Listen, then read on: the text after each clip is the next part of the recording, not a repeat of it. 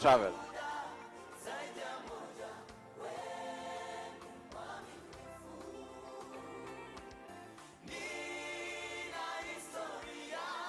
Colleagues, if we could please settle.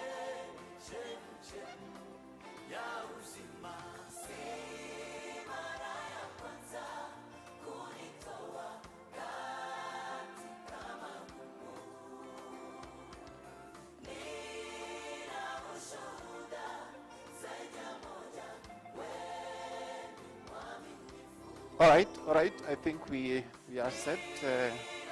I will hand it over back to Professor Wabure to moderate the next session. We are constrained of time. For the next 1 hour, we will have the panel. Professor Wabure, please. Please, if you have a PowerPoint presentation, if you could please send them to the follow-up email so we reduce time in terms of setting up. Thank you.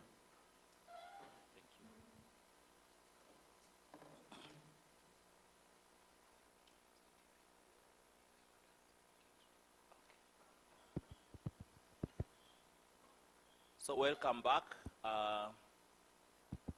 As I was saying,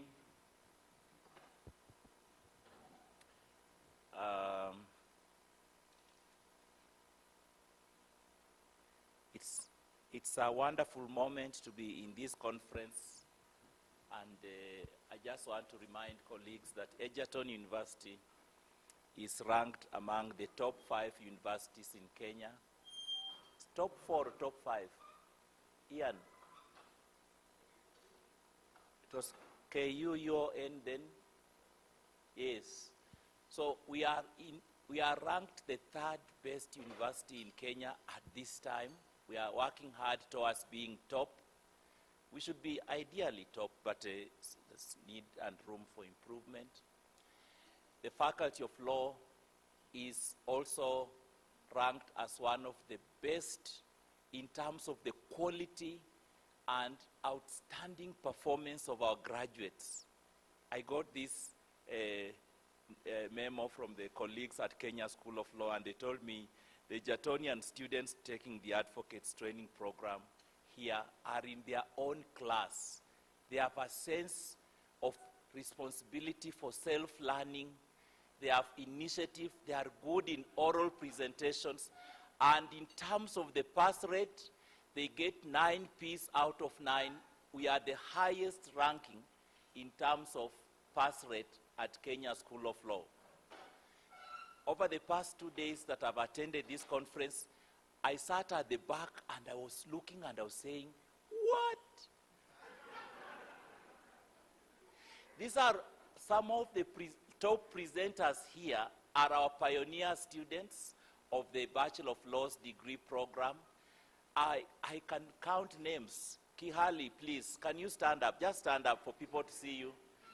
Ian Onkundi is presenting today. There are so many. Yes, yes, just stand for people to see the quality of our graduates. If you are yes. Please, can we all stand so that we have another round of applause for our Egerton? Yes. Yes. Thank you. These are experts. They are legal experts who have graduated from our law school. And as the founding dean, I'm so humbled to see that the work we started has given so much fruit. And we are going to, of course, the best is on the way. The best is yet coming. So I think with that encouragement, let me now go to the program. Colleagues, we are going to have the following presentations. We'll have Professor Wilkista Moturi, who will do the first presentation. Then it will be that presentation will be followed by Ian Onkundi. Then we'll have Ndirangu Ngunjiri. Then we'll have in 4th position Professor Scott. Then we'll have Dr. Francis Hayundi. After Francis Hayundi, we will take a short break to reflect on the presentations and have a plenary discussion. And then thereafter, we'll continue with the following presentations by Locosio Ebenyo. Where is Locosio? Yes, Locosio is not a pioneer, but it's one of the graduates of Egerton Law School. And let me tell you, we are doing well as a university. Thank you. Then we have Mary Mwangi. Ndirangu, where is Ndirangu? You have 2 presentations. Okay, then we have, sorry? Sorry. For today, you have a second, yes, and a second one. Okay, that's fine. And then we have Dr. Ngulu.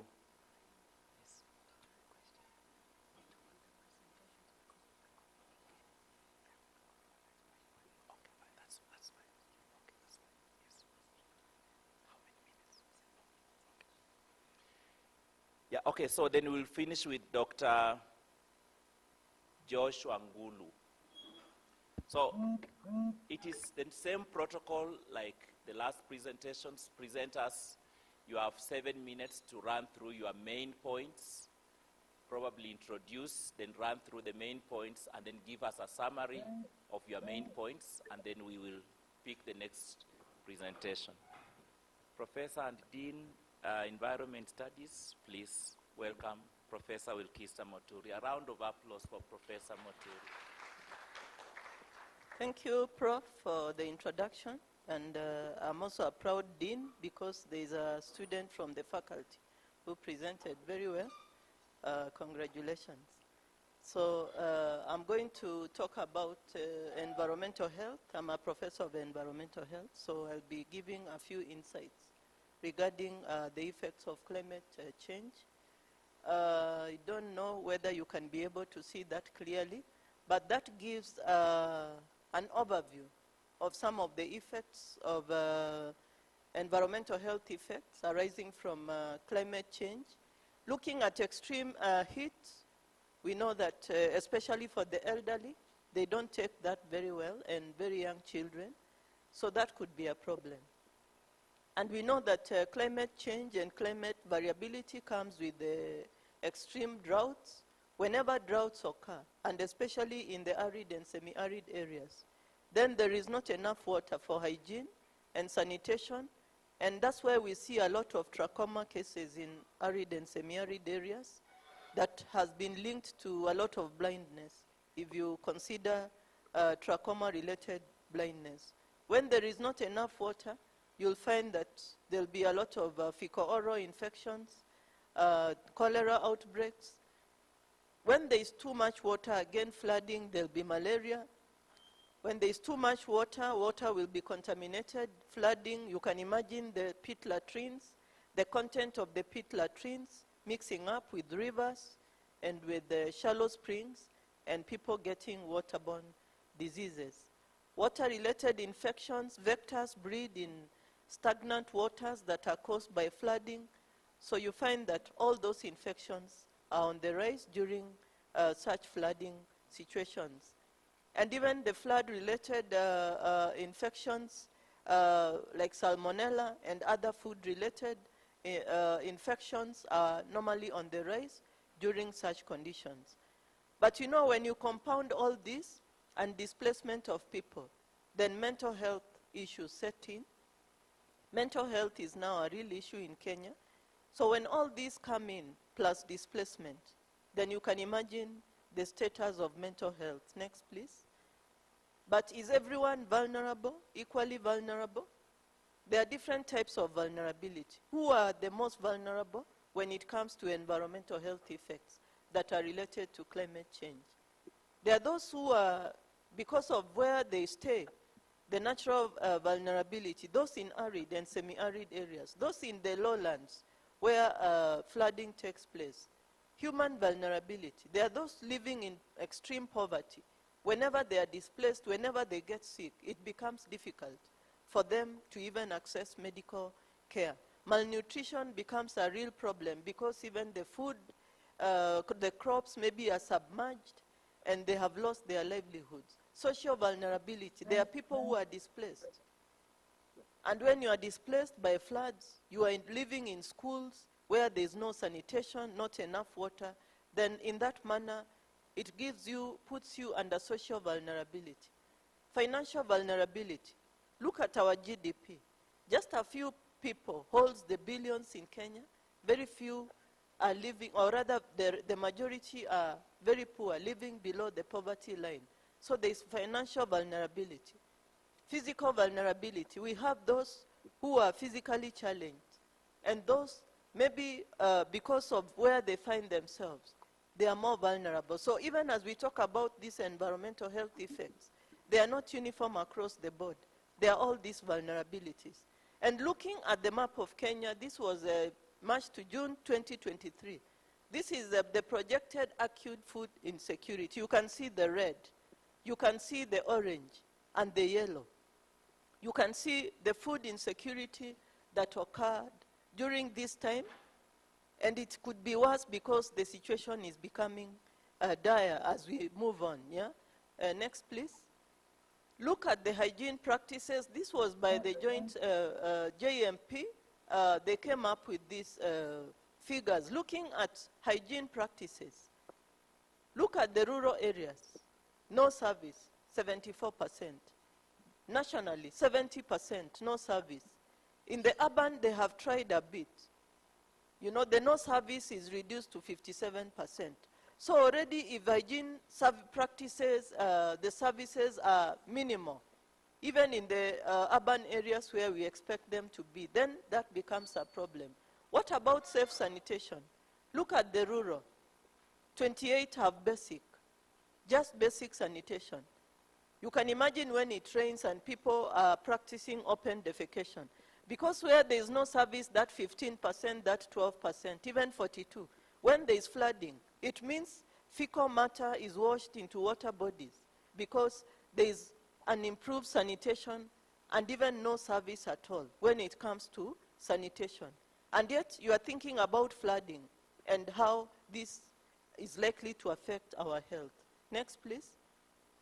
So given this scenario, if I had time, I would have expounded more and more. What needs to be done to reduce susceptibility in vulnerable communities? Next, please. This is the framework for WASH climate resilient development. What needs to be done? But now the problem is identifying. What understanding the problem? Those who come up with policies, do they really understand the problem of the different vulnerable groups? Because when they come up with policies, they are just blanket policies. When they come up with programs, they may be blanket, they are not specific to those who may be vulnerable. So understanding the problem is important. And once the problem is understood, then they can identify the various options. But what options are there? Sometimes they may fail even to understand what is on the ground already and deliver solutions. You saw what is happening if there are no already services. When we are under normal situation, what happens now during extreme weather events that come with climate change or flooding and drought? It means it becomes worse. And then if that happens, then monitoring the situation and coming up with strategies on way forward needs to happen. Is that happening? So it means that maybe the process is skewed. Even the policies that are being developed are not evidence-based. They are not based on the situation on the ground, yes? So that becomes a real challenge. What do we do with the vulnerable groups? Are they really being assisted?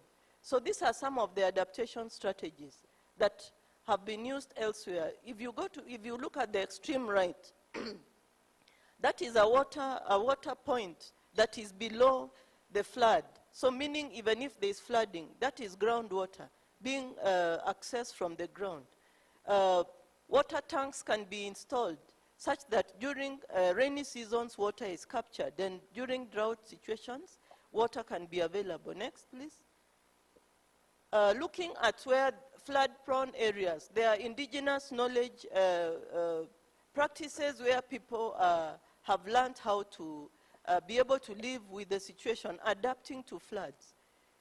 If it is animals, you can keep them in sheds that have platform. If it is toilets, you can see the toilet that has been constructed with stairs so that there's no water, flood waters don't get in. Houses built on stilts. So these are some of the appropriate technologies where flooding, adaptation to flooding. And I want to finish off with that quote, that sanitation and cleanliness are among the humblest of the civic virtues, and it is easy to underestimate their significance, and yet we know even during the COVID period, just by hand washing and just simple hygiene practices, a lot of diseases were eliminated and hospitals were closing down because people were practicing hygiene, and it showed that that is a means to which we can be able to avoid a lot of environmental health diseases. So I want to vouch for the fact that we need to think about those who are vulnerable. And if we are healthy, then we'll be able to undertake other development activities. I rest my case. Thank you.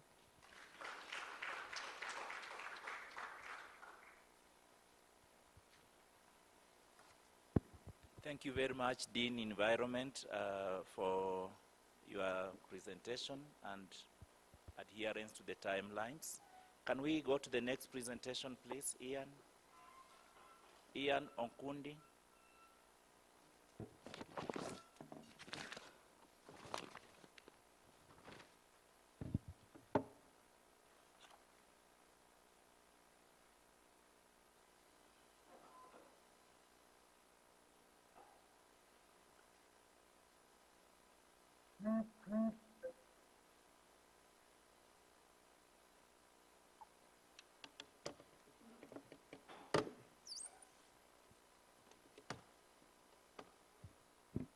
Good morning. Yes, my paper was on genetically modified foods and climate change, ethical and legal considerations. So basically, have you gotten the slides? In my paper, my research focus was on examining the intersection between genetically modified foods and climate change in Kenya. Also, in my paper, I focus on analyzing the ethical and legal issues surrounding genetically modified crops as a solution to, the problems that are posed by climate change in our country. So, what is the connection between the adoption of genetically modified foods and climate change, and how is that relevant to Kenya? So, due to climate change, we have had problems with food insecurity. Go to the next. We have had problems with the food insecurity. We also have a population that is rising, and we also have agricultural challenges, for example, unpredictable weather patterns. So in my paper, I argue that the adoption of genetically modified foods can be a problem towards solving these problems that are a result of climate change.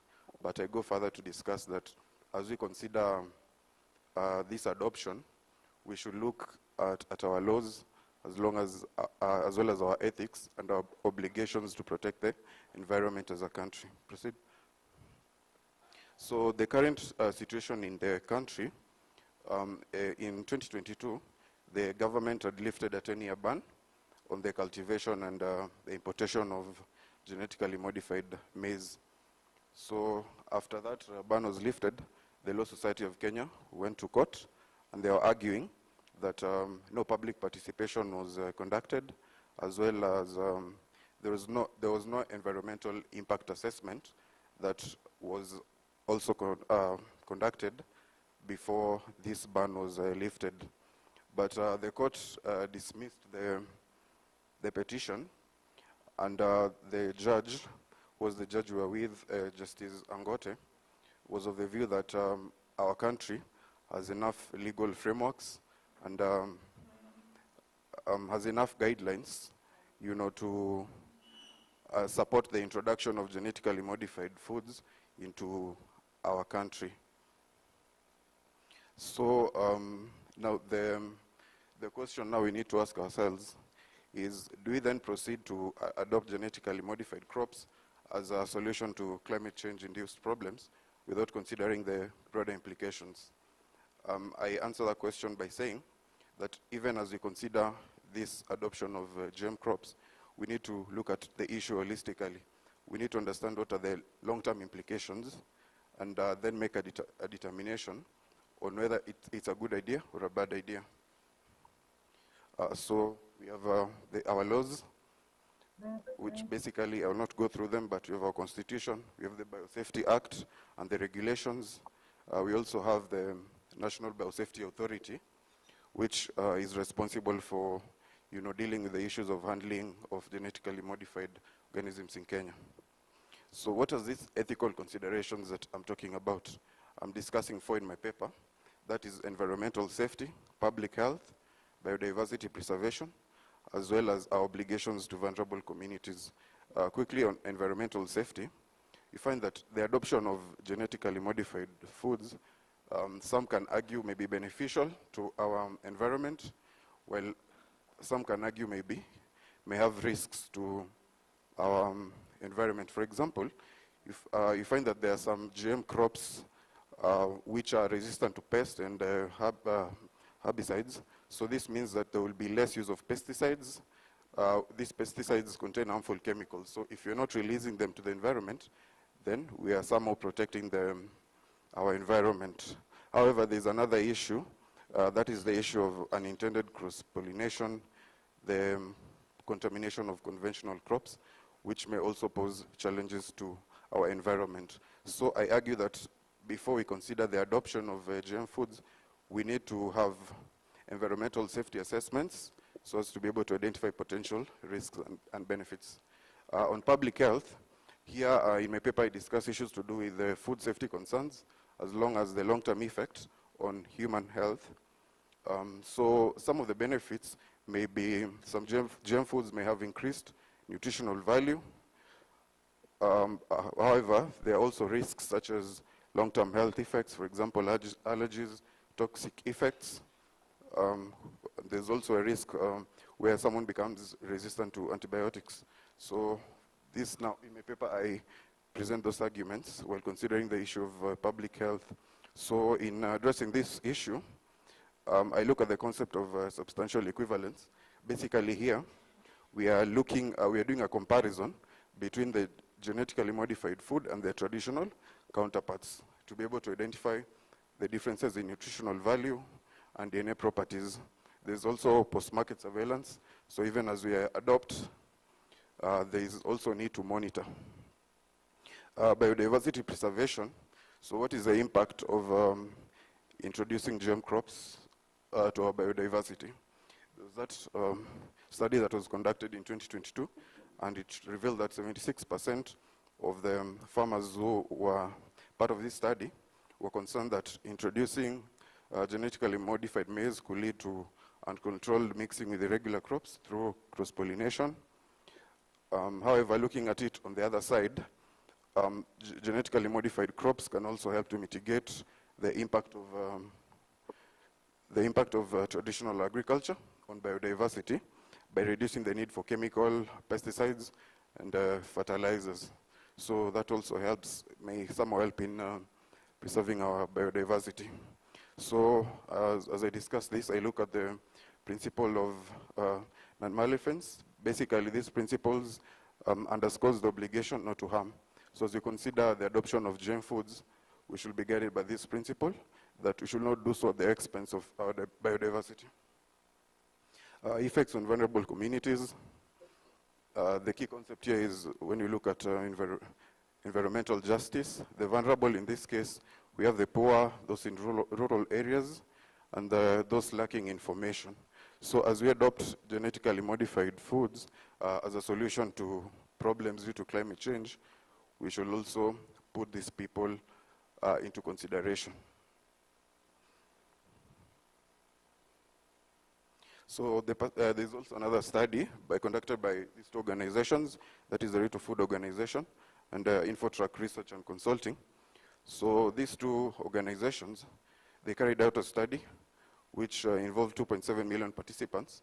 And in the study, they were able to find out that only 49% had awareness of genetically modified crops. So that then shows that we have almost half of a population of no knowledge on genetically modified crops. So as a recommendation, I propose that we should aim to, issues of public participation, transparency to then ensure that most people have access to this information so that they can make informed decisions.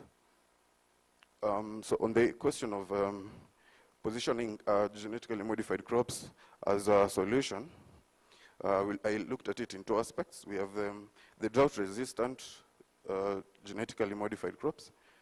So are genetically modified crops a sustainable long-term solution for climate adaptation, or do they bring new risks? There's also issues to do with food security. So does promoting the adoption of genetically modified crops improve on our food security, or does it also create new social economic divides? So also looked at the broader implications, looked at it in two aspects. We have the issues to do with ethical balance. So basically, how do we strike a balance between embracing these new agricultural technologies and preserving our environment as well as our cultural heritage? On this issue in my paper, I argue that there is need for transparency, there is need for incorporating both traditional and new farming methods to then ensure that as we embrace this new technology, we are also able to preserve our culture and our traditional practices. The issues to do with the global versus local approaches.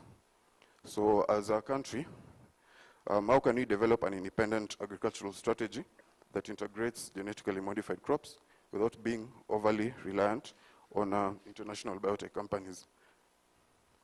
Move to the previous one. Yeah, so in my paper, I looked at these two companies. These are agricultural corporations.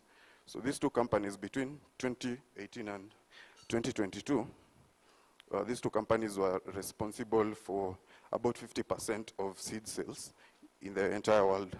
So this again brings issues. So looking at such companies, then are they prioritizing profits at the expense of the environment? That is also another perspective that I argue in my paper. As on my recommendations, basically I'm calling for transparency, public participation, more research, stakeholder involvement. We need to raise more public awareness on this issue, and we need to have strong monitoring mechanisms so that even as we consider the issue of adopting genetically modified crops, we're able to evaluate and be able to tell whether in the long run, is it good for us or does it even bring more problems? So the takeaways is that we should embrace sustainable agriculture, where we also consider our future generations. And we should also focus on, as we focus on solving the problem of food insecurity, let us also have in mind environmental justice. Thank you. Thank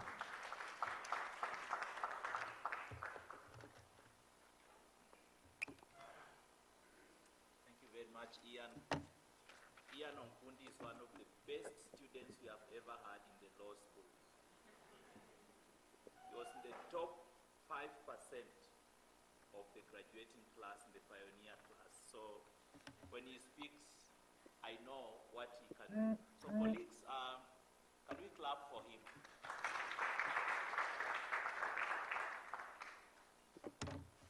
Okay, let's go to the next presentation by Professor Scott, please.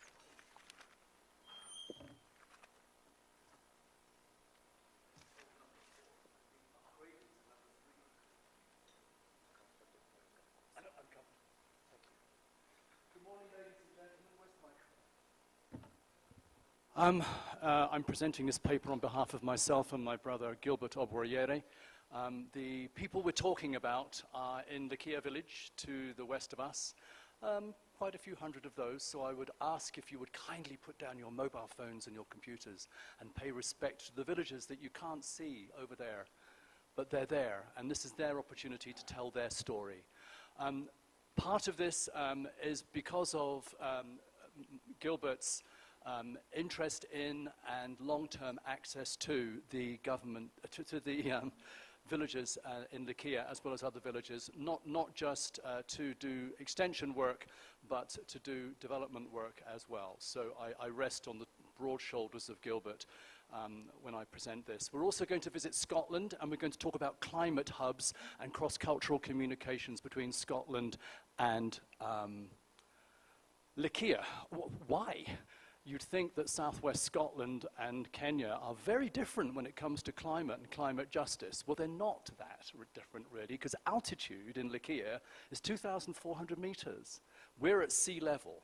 So we have the same animals, we have the same crops, and altitude and latitude are more or less equivalent. It's fascinating. Plus, in Scotland, we have formed a climate action network of 140 people. We started with 5, we're now 140. And we felt that the government had a lot of talk, but not much action. And in Lakia, they started a group called Kiahiti, and they felt that the government had a lot of talk, but not much action. So how do you build community? How do you build resilience? How do you build community cooperation from almost nothing? What do you focus around? That's the story that we'd like to tell you today. Okay, number 2, please, slide number 2. So we're going to go into procedural and distributive justice, as has been talked about principally on day 1, and look at some of the Scottish Government legislation that's trying to address climate justice from our side. Next. So there are a couple of organizations looking at climate justice in United Kingdom, and one is the Climate Justice Coalition, which is looking at building solidarity and power for climate justice across the globe, and it's got a lot of different partners with it, including individuals. Next. The Scottish Government initiatives specifically, I'd like to talk about briefly because it gives a bit of background as to why Scotland might be interested in doing this.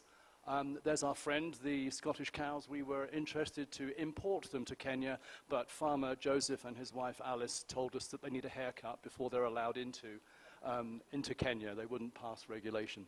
Okay, so Scotland was the first of the 4 UK nations to commit to a climate justice fund legislated, and it's embedded in a Climate Change Act of 2019, and the only UK nation to have one. Next. So we would like to say that in Scotland we are trying very hard to link a lot of the climate change issues with the Sustainable Development Goals. The initiatives recognize that the Global South is least responsible and the Global North has most immediate and moral responsibility for climate justice, and is mandating parliaments, the Scottish Parliament, which is a devolved parliament, not the London Parliament, to focus on disparities first, the existing inequalities to do with gender, wealth, and indigenous status, disability, and so forth. Next. So there's quite a lot of money devoted to this for a country of 5 million people, which we are in Scotland. Principally in Africa, the climate justice programs are focused on Malawi, Zambia, and Rwanda to the tune of about almost £4 million. And the total for all of these actions that Scotland is committing to is about 1.27 billion Kenya shillings. Next. So the community climate action hubs have been formed in the last couple of years, and we drew money from them, very small money, £600, to pay for Gilbert's fuel, a little bit of food for the villagers, and very tiny money. But we're trying to encourage more, and we're going to expand the notion of climate hubs because they're not just building local action here, but trying to facilitate networking and peer-to-peer learning. And when we looked at Lakia and we looked at Southwest Scotland, and the organization is called the Machars and Cree Valley Climate Action Network. It's in a small rural area of Southwest Scotland. We took that to mean peer-to-peer, farmer-to-farmer, Kenya to Scotland. We took that in a broadest sense. And when we talked to the trustees at MacCann, and I was at that time the chair, we thought that, are we really so different? Are we really so different in forming community and trying to do something about climate action in Scotland and Kenya? And we decided that we weren't, and it was an opportunity for us to translate our local action into thinking globally. Next. So Lakia is here in Nakuru County. That's that Lakia we're talking about. I don't have a pointer and I can't quite jump, but it's up there somewhere. I'm practicing because of the chicken dances that we've all been doing. It's been quite fun. Next. Next.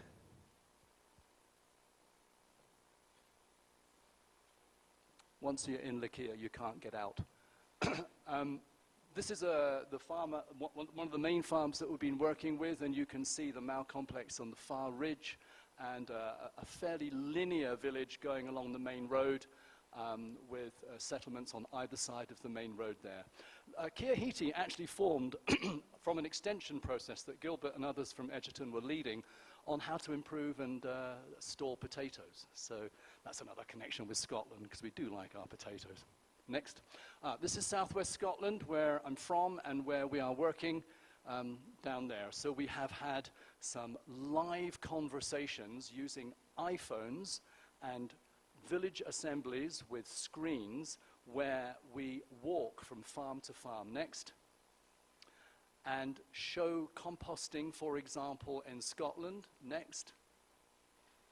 And we have live conversations in communities with about issues that are relevant, which could be sustainable food production, what we're doing about climate change, what we're doing about climate justice, and what we're doing about growing better potatoes, and who's thrown me off.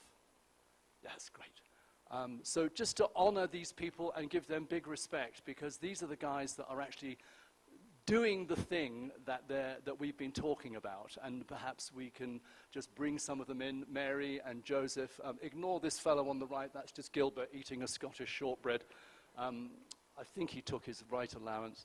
But what has happened really is that we've not only got community within Lakia and within the Climate Action Network in Southwest Scotland, but we've become pals. We're having a laugh. We're doing this in a very human way.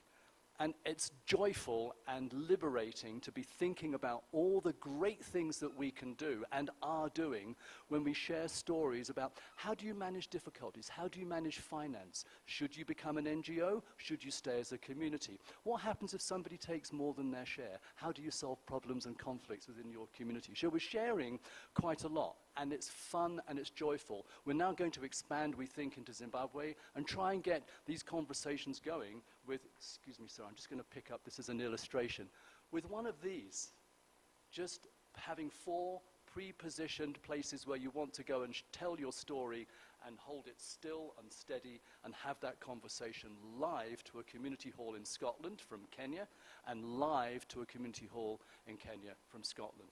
Climate hubs and cross-cultural communication. It's the only way to go. Thank you very much.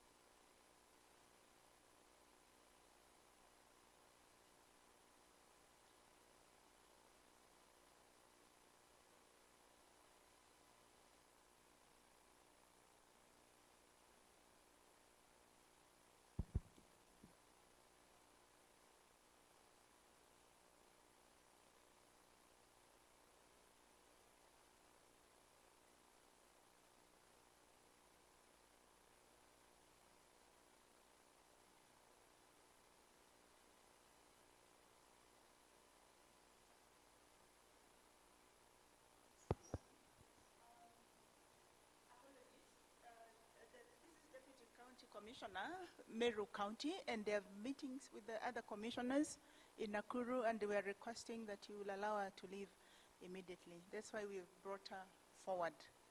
She's always supported faculty from inception, especially when FOLAP was established, took us all around and getting into the community through the chiefs when she was in Nakuru. So we've never let her go. She still remains part of Egerton University. She's also a student of Egerton. Thank you. Thank you for consideration. I appreciate. Yesterday, I think it is Said, this gentleman who talked of the agencies that are not enforcing agencies. I may be one of them because of, not by design, but maybe the problem is the system. That is something that can be explored. I work in the Ministry of Interior, and I'm happy to be here. I'm exploring best practices for promoting environmental justice and doing an analysis of Sweden, Costa Rica, and Bhutan. And I think so much, even for Professor Scott, he has talked about environmental justice in matter, substantive justice, distributive and procedural. So I'm not going to dwell so much on that. And for substantive environmental justice, we have had that discussion is about the people's rights to enjoy a safe environment. And the distributive is how we distribute the risks and benefits. Next is on the procedural is about the process. Is there public participation? How does it add up? So unfortunately, most of our, so in our society now where I am, actually, I've been translating all these discussions to where I am. We are the people who do public participation. For different agencies, the members of National Assembly will come from Nairobi, they come to my office. The county government will come to my office, tell me to help them plan public participation. It's a very broad area, which we can explore later in other engagements. Unfortunately, in most of the societies, they do not enjoy the environmental benefits. And across the population, again, it's different, people in different classes.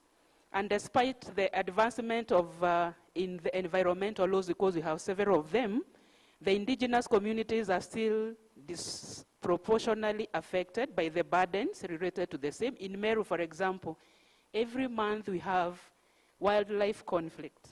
Last week, we picked some few parts of a human body that were left after mauling by a lion. And this is at the heart of Meru National Park, where the national government is getting revenue, but the community is just having the adverse. Every month, we have human-wildlife conflict, so much of it where I am, and communities living in fear. The Kenyan situation, what is our Kenyan situation, is that Kenya is seriously endowed with resources. That is in terms of wildlife. We have ecosystems, renewable energy. Yesterday you saw the president launching some renewable energy source within the geothermal in Rongai. We have fertile soils and abundant water resources, a lot of it. But again, we also face a myriad of environmental risks. So many of them, deforestation, climate change, pollution, and desertification, among others, including water scarcity in some areas of the country, which are also distributed. And so to try and get the best practices, this is why I picked the 3 countries which have done so well, that is Sweden, Costa Rica, and Bhutan. And for Sweden, I'm just rushing up across, Sweden is seriously endowed with iron reserves, about 85% exports in the European Union is from Sweden. And we also have other reserves like silver, zinc, and copper. And through this, Sweden has achieved a creation of a strong environmental legal framework. And most outstanding is the enforcement mechanism, which from day one, we have had problems of enforcement in our Kenyan system. So what Sweden has done so well is the non-enforcement of the decisions. And how has this done it? So one of it, there is what is called environmental code. And in the environment code, every agency is supposed to sign that code, that there is the decisions issued by the courts. If it is to a certain agency like NEMA, in our case, you have to enforce those rules, which is seriously missing, like in our court decisions. Now, we have compliance with EC rule, whereby if an entity is participating in an environmental activity that is hazardous, you have to obtain a license first. That is also missing in Kenya. That is why you have so many like flower farms and other agencies, they don't have those licenses. And if they have, the license is very vague. It's not very specific. The other one is also, so Sweden has 5 regional environmental courts, 1 superior environmental court, and an environment court of appeal. I don't know whether we have the court of appeal, maybe for our environment and land courts in Kenya. So this makes sure if a decision is not enforced at one level, can be done at a different level. Then we have 250 local environmental bodies across the country. Then the other issue in Sweden, apart from the legal framework, it is reinforcing the decisions through cultural norms. And these cultural norms, they encourage a strong sense of community. Unlike Kenya, Kenya is very individualized. It is my farm, it is my family, and that is where we are losing it. Number 2, Costa Rica. Costa Rica, again, 6% of the world's animal and plant species endowed in this country. It's a small country. The national parks, 80% of the energy consumed is hydrogenated. And about 25% of the country is protected national parks. In our Kenyan system, it is around 7%, 7 to 8%. So one of the issues, one of the strategy used is something called economic instruments, such as we have something called PSA, Payment for Ecological Service. This payment for ecological service is whereby a fee is charged to entities that use land to provide services that emit greenhouse gas. And now that charge is used to reward land owners who engage in activities that conserve the environment. So this is a kind of enticing them to do more programs on conservation of environment. Number 2, we also have something called utilization of water levy, which applies to all entities that utilize service water and groundwater or discharging wastewater. There is a specific charge for the same. This one, I'm not sure in our Kenyan system, is missing. Then we have use of tax incentives. In Kenya, we are adding tax. Here we have tax incentives, whereby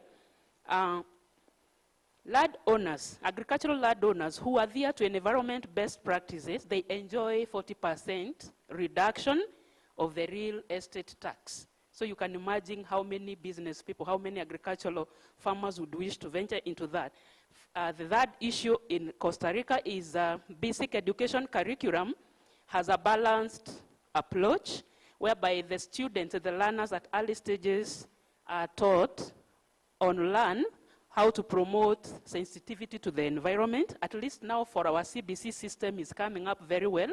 There is a topic on environment, and the young children at CBC currently are doing so well. Finally, for Costa Rica, we have a balanced approach to development, whereby the economic development, if the government has to conduct economic development, it has to have the environmental approach in it. So all the country goals are focused towards environmental conservation. Then funding, 0.5% of its GDP is towards environment protection. I was comparing with our last year's budget, 2023-2024, which was only 0.003 in Kenya, 0.003 funding. I checked that, but here is 0.5%, so the budget is enormous. For Bhutan, the third country, small country, is Bhutan. This country has what is called gross national happiness to guide its development agenda. And this focuses on entrenching environmentally friendly beliefs and behaviors among the Bhutanese. What we are lacking in Kenya is the attitude. The attitude towards environment is such that it is not me, it is you. If you have to do, I am in a community where we planted the trees last year, and when we went to assess them, all of them had been, the goats had destroyed all of them. All the trees we planted in public places last year, destroyed all of them. So we are replanting again this season. So the attitude. So we have a learner-centered approach that seeks to build on traditional ecological knowledge in Bhutanese. And the constitution in Bhutan also enhances that 60% of the total land remains at the forest cover. You can imagine 60%. Kenya, we are struggling with our 10 to 15%. So finally, in conclusion, so we can learn from those three countries. Number one, for Sweden, we need to have the comprehensive legal and policy framework, and especially the enforcement, which is lacking in Kenya. Number two, for Costa Rica, we need to do the innovations in sustainable environment and conservation, where we can integrate environmental goals in our national development. The CIDPs, County Integrated Development Plans, rarely talk about the environment issues.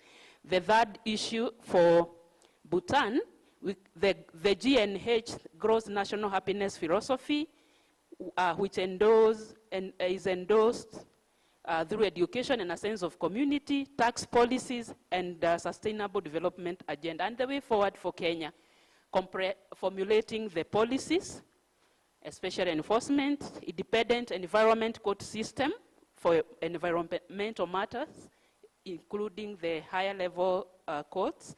We have invest seriously in environmental education. We need to do a lot of public sensitization, cultivate a sense of community instead of individualizing, implement market-based solutions like tax incentives. But then we set up local quota system for farms utilizing environmental resources. We have a lot of them. Then establish a formula for sharing of revenue from environmental activities like KWS and KenGen. They're generating a lot of revenues, but very little comes back to the community. And the rest, we can go through them. Thank you so much.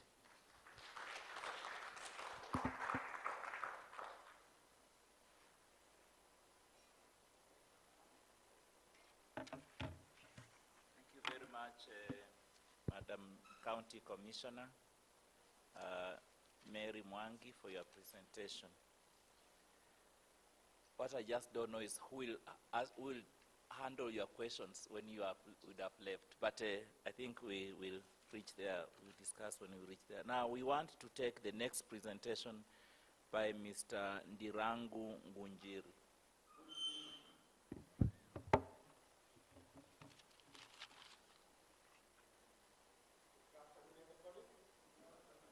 And we are enjoying the presentation, Ndirangu Ngunjiri from the University of Nairobi. I'm going to present on population and climate change and sustainable development. In the year 2009, in our population census, the country had around 37 million Kenyans. In the year 2019, the population was 47 million. Currently, we are working around 53 million. This growth of population has made climate change issue to be affected and the development. Right now we are talking about Africa Agenda 2063, Vision 2030. With the growth of climate, with the issue of climate change and the growth of population, are we able to achieve this? The climate change, we are able to achieve the sustainable development with the kind of population we are having. There before, every family had at least 7 children. Right now it's 2 or 1, but you find this is affecting our growth. Next. My presentation will come basically from this picture. I'm sure almost all of us are familiar with this. This is Nakuru National Park. Those years, this was the main office and the main gate to the national park. And all of us could pay our tickets here and get the park. After some years, it was submerged by water. Those who live in Njoro area, Rare, Fiafe, all those areas, soil erosion came and added situation to the lake. And this made the growth of the lake to happen. And out of this, population that has grown high in Njoro area, including Egerton University, and let me say, anyway, I am a alumni of Egerton University, Faculty of Business, Commerce. I did my first degree in Egerton, Nakuru campus by then. So those people in Joro, they are growing so much, such that the lake is synthetic, and then you are seeing yes, we have development happening in Joro. Those people are subdividing the land, high-rise building coming up, and when they grow, the waste is coming to the lake. Yes, it's one the development. We need help. African countries, largely more are poor, and they depend on climate, national lands. They depend more so in all the resources coming from them. Next.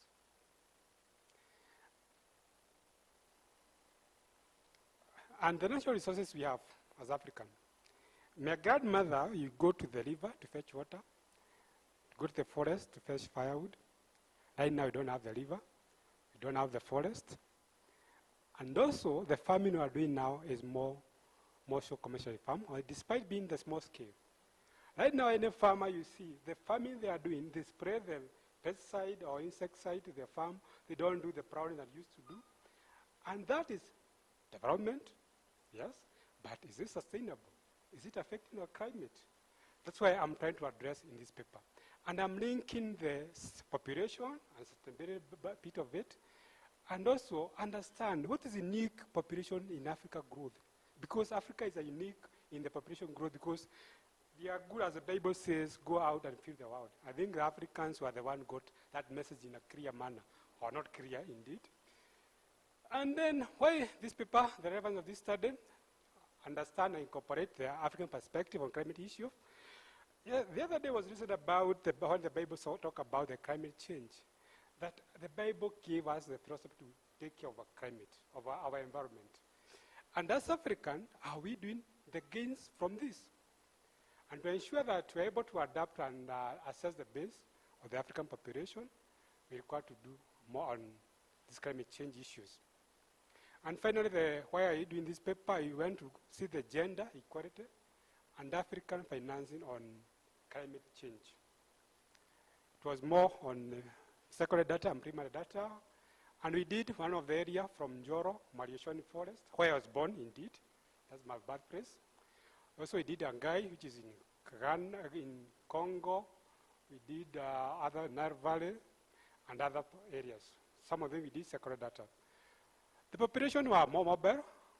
When you talk about mobile, when you see Mao villages, they can mix from different economical background. And we find that most of the interviewers, they don't understand English, so we require to have someone to recruit, translate the questionnaire to a language they are able to understand. And we find that the interviewers were advised on the stability of the question, and also the survey, we took 120, and the age was around 23 and above for you to qualify for this study. And one thing we find from our study is the impact of climate change, drought, we talk about drought, talk of floods, and extreme weather, increased of diseases happens. That's when you see, when you talk about use of pesticide in farming, as affecting the climate and also make the disease growth in the country. And we feel that the growth of food and water, we have insecurity in our food, and also water is an issue. And the failure to address climate change and the impact on revising the poverty education efforts. As a country, we have made some effort to eradicate poverty. But if we are not able to address the climate change issues, those gains that were made, we are going to lose them. Climate change causes droughts and more so erosion, as we have seen in our introduction. And this undermines the hygiene and sanitation, more so the mental health, African economic productivity, and education levels of people. And flooding and sea level destroy the crop production and cause sanitation problems, and African ability of the resources and their families.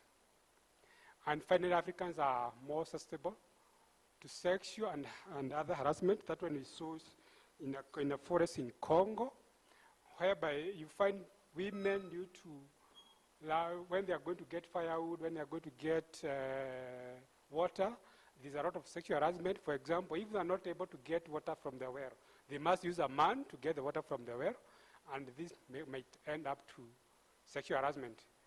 In our recommendation, we recommend that population analysis be applied when you talk about climate change. How can we analyze our population when you're talking about population growth, when you're talking about sustainable development? Let's link them with the climate change and see the impact when you're making the policies on this. And also urgent action is required to reduce the greenhouse emissions in the country. Right now, as we're talking the farming using the pesticide and chemical side, how can we do about this? And finally, let's promote use of green energy. Right now, the government is promoting the use of, they are doing nuclear. In fact, we have an authority, nuclear authority. What is the purpose of having nuclear authority despite having wind and clean energy in the country and renewable energy? So let's promote clean energy and renewable energy. And also, let's support and create projects that increase the capacity of Africa to combat effects of climate change. As Africans, we are good in talking. We are not good in action. It's high time as Africans we start making the actions. Despite starting the baby actions, let's start having the action, not more talking, no boardroom discussion. Let's go to the field and do it. And also, finally, facilitate African access to credit. Yes, we find Africans don't have access to, maybe when we are doing farming. That's why we're always working on small-scale farming. Let's have access to credit.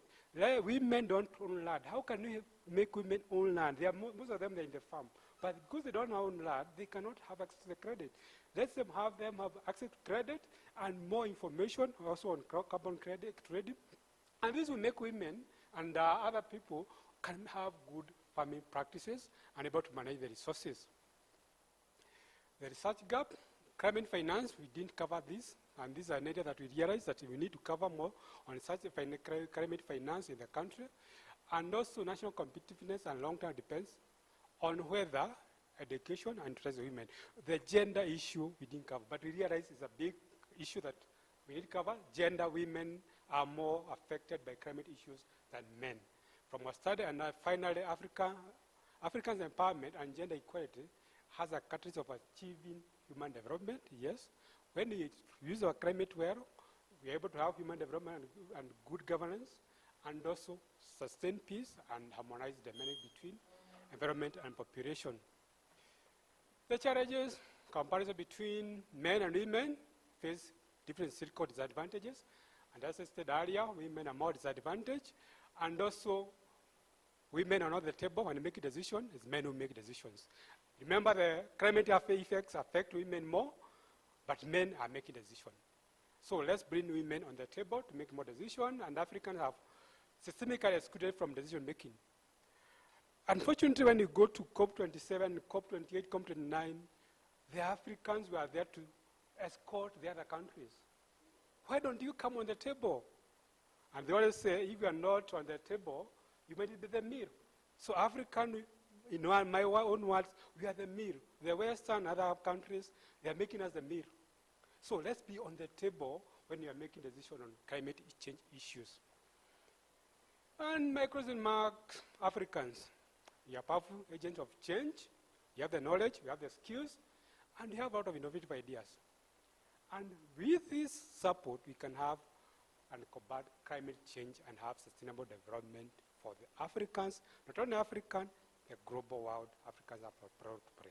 Thank you so much for listening to me.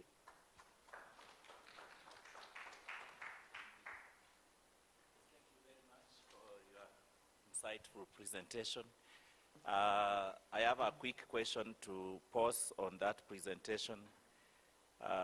Global warming and heightened levels of stress, could they be a risk in the sense that they may result in declining fertility of the human species? Because now the rising temperatures will affect the fertility. The sperm count will drop and the species may be wiped out because of global warming.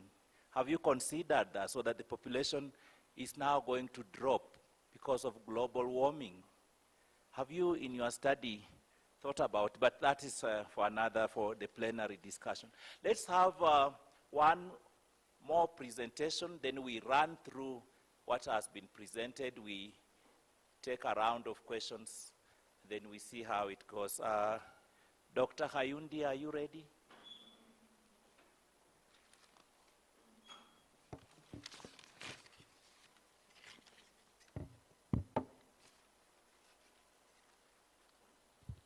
Yes, good afternoon, everyone. Yes, Masafu sent you the presentation. But in any event, I'm supposed to talk about climate change and the right to adequate food. So I was happy when everyone before me at least mentioned something to do with food, biodiversity, or the environment. But at least the fact that we are gathered here today means we consider climate change to be something that we need to respond to and affects our everyday life. So I will talk about the link between climate change and food. But of course, for us to understand that, we do know, or at least we can acknowledge the fact that climate change affects our enjoyment of human rights in various ways. You might be asking yourself, why the focus on the right to adequate food? Of course, we do know that human rights are interdependent and interconnected. On the African continent, and particularly in Kenya, most of our economy, of course, benefits from agriculture, and the same agriculture is climate-fed. So when we have extreme incidences of flooding and droughts, they then affect food productivity in the country, which in turn, of course, affects the right to adequate food. So this being the case, of course, Kenya stands out as amongst the leading African countries in having a legal framework put in place to respond to climate change. But most of the responses to climate change seem to be silent on the human rights impact. So of course, what I'm calling for, of course, is a human rights-based approach to climate change. And of course, in this instance, measures to respond to climate change that take a keen look at how food production and all other attendant issues come into play. So of course, we do know as well that responses to climate change themselves can exacerbate already existing inequalities. So there's been mention of vulnerable groups. Of course, we talk about women, children, persons with disability, and of course, a majority of the population that, of course, lives below the poverty line. And also in Kenya, when you look at these places where we get extreme weather events, so be it floods or droughts, members of those communities tend to be vulnerable. So there's need to focus, at least with the climate change framework that we have in the country, to also take a human rights-based approach so that in interpreting the measures put in place, there's a deliberate focus not only on the right to adequate food, but also all other rights. Something else that is also interesting is the fact that in the constitutional framework, agriculture is devolved. And that in itself also brings in the county governments. There was mention of county governments' integrated development plans, most of which sometimes do not focus on some of these issues that will affect productivity. As Prof. Wabwile rightly posed to the previous presenter, there are so many things to consider. The person who spoke before me also spoke about population. So obviously there are concerns about increase in population and the ability to be able to feed such a population. So in conclusion, of course, and things for us to talk about as we interact and of course move on from here, is how can we take a deliberate human rights-based approach to respond to climate change in a manner that can promote the right to adequate food, which in turn, of course, will lead to further enjoyment of other human rights. Thank you.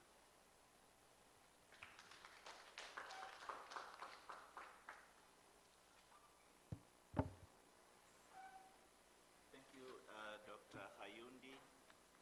For the record, Dr. Hayundi was one of our founding faculty members at Egerton Law School. And as the grace of God increased in his life, there were so many people looking for his signature and headhunting him, so he joined another law school in a big university in Nairobi. But I think we are ahead of USIU, right? So we still regard Dr. Hayundi as one of our own, and Dr. Hayundi, you are always welcome back home.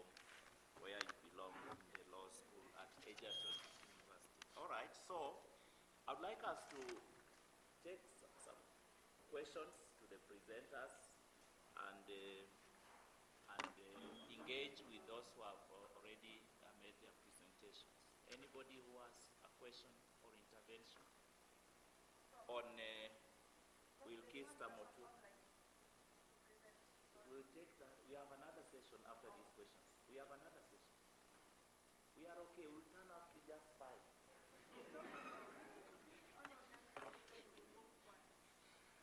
I was just thinking that we may lose focus on on some of the questions which may be burning. Then we can have the last round. Yes. So, any question on Professor Wilkista Moturi's presentation?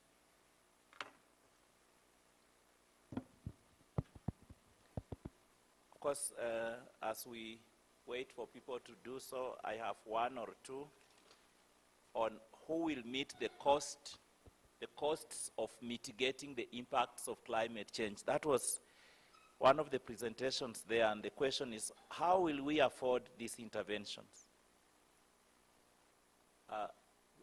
Professor Moturi, are we on the same page?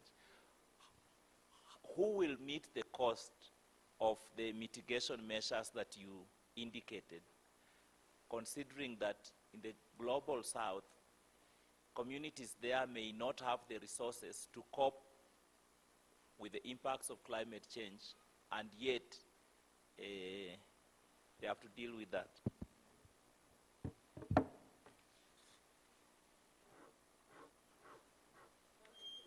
Yes.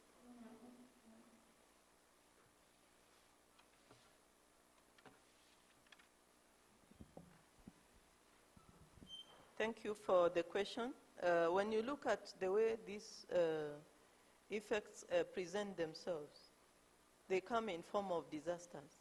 Even what we had early this year, in April, when there were flooding and even people at Mukuru, Kwanjenga were displaced and whatever. Looking at climate financing, there are various COPs.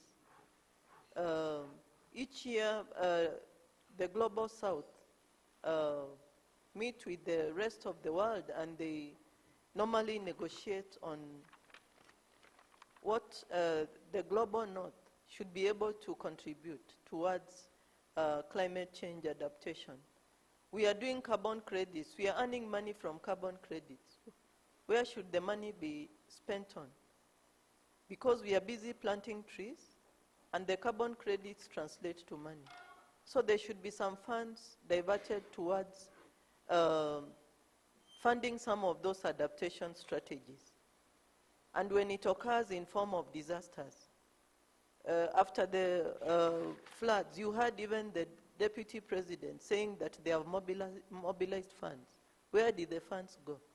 So it means that we have to be intentional so that even as these people are assisted to get on their feet, what is it that can be done in the long run? Because they tend to be knee-jerk reactions, but if we can be intentional so that we deal with this flood situation, we deal with the drought situation so that we can be able to adapt, to assist communities to adapt. And when we are talking about resources, it's not only money. It's also technologies that even these families and households who are affected, if they can be empowered with this knowledge and technology, then it is possible for them to stand on their feet, and with a little assistance, then it is possible for them gradually to be able to cope. Because does it mean that it's only the Global South that is affected? But how intentional are we if we know that whatever affects us is mainly concerned with rain, whether too much rain or too little? And we are seeing communities oscillating between flood.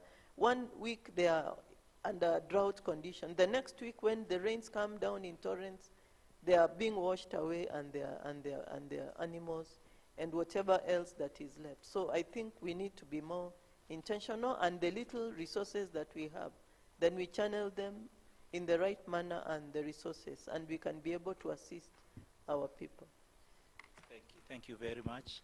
Anybody else with a comment or on Professor Moturi's presentation. Now on Ian Okundi's paper, Adoption of GM Foods. Prof. Huya. Yes.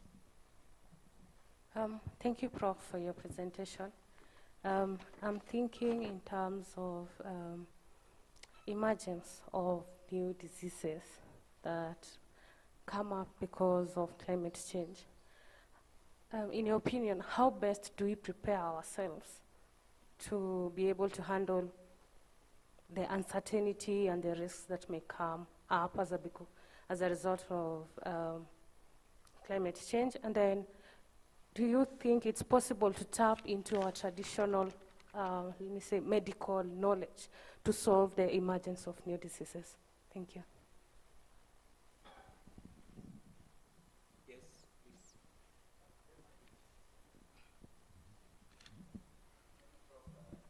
Very, sorry.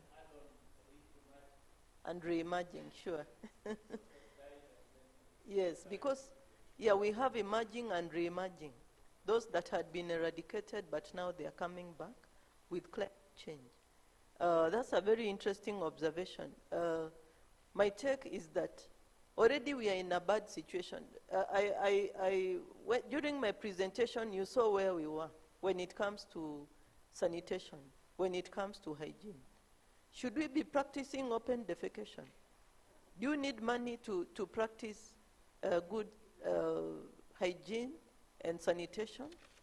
Even where there is not enough money to build, the ventilated improved pit latrines, the VIP.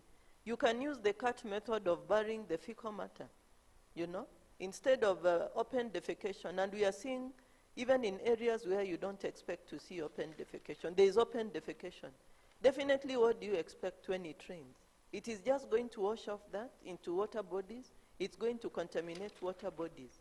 So what we are saying is that even before we are facing climate change, we are already in a bad situation. And then when it rains, when floods come and droughts, a bad situation is made worse. So first and foremost, are we embracing, what we are supposed to embrace? So that now when these floods come, we are already in a good situation and we are able to contain the situation. So first and foremost, let us practice good hygiene. Let us practice sound fecal disposal mechanisms so that we are not caught unawares. Even when it comes to, like, I projected the food security situation. Why are we being told now that we cannot grow our traditional foods and share out the seed? If you look at cassava, if you look at amaranthus, you look at millet and sorghum, these are drought resistant. And we can be able to use traditional ways of managing the situation. Looking at how to treat the diseases, even those areas that didn't have malaria, now malaria is coming back, So we have highland malaria and it's becoming very difficult even to treat that one. Chronic typhoid and whatever, and yet we have our mwarubaini and other herbs that can be, when people, the traditional medicine, it should be incorporated into the modern medicine. I went to a workshop in Moi and I was surprised that they have an arm of traditional medicine and the traditional medical practitioners who have been embraced by the university and they have been given even space where they are even doing research.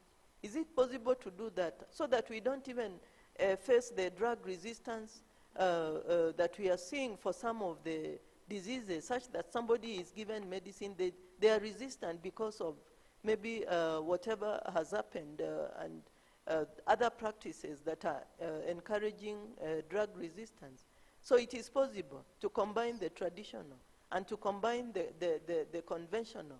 And once we do that, we come up with appropriate ways of doing it. But first and foremost, even us, are we washing hands at the right times? Or we go and touch food with dirty hands? I've seen people touching food even when we are having tea, and you have not washed your hands, and you've been shaking hands. You are handling your phone. So let us just practice basic hygiene, basic sanitation, and when these calamities come, they find that we already have good practices, and will not fall so much into the current situation. Thank you. Thank you, Professor Moturi. Thank you, Professor Moturi. I hope your issue has been dealt with. Now, let's go to the second paper. Anyone who has comments on Ian Onkundi's paper? Yes, Mr. Masafu.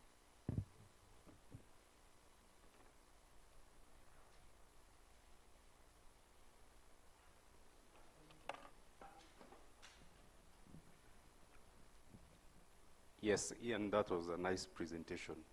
Mine is just a question on what's your thought on matters access and proprietary rights, especially with regards to these people who innovate these technologies? Because you see, there's an issue of fair access on other people because of proprietary rights, IP.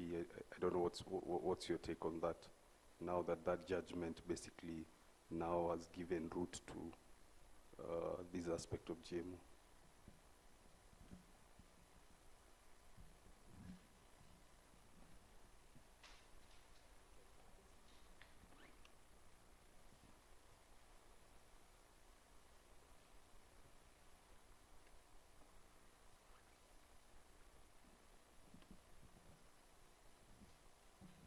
Ian, I have a question.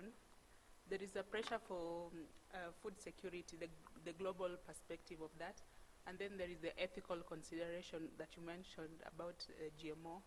So how can we ensure a balance, mostly in the communities or the countries that are affected by climate change in that extent? So how can we ensure balance? And is there a way that the legal perspective can come in so that we can also embrace the possible advantage of having GMO as an alternative? Yeah.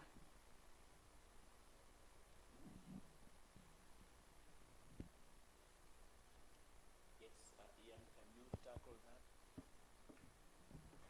that? Okay, on Mr. Masafu's question on the proprietary rights, you raise a genuine concern because the issue of GMO, basically, you find that the companies involved are majorly the international multinational companies, and so there's an issue of proprietary rights.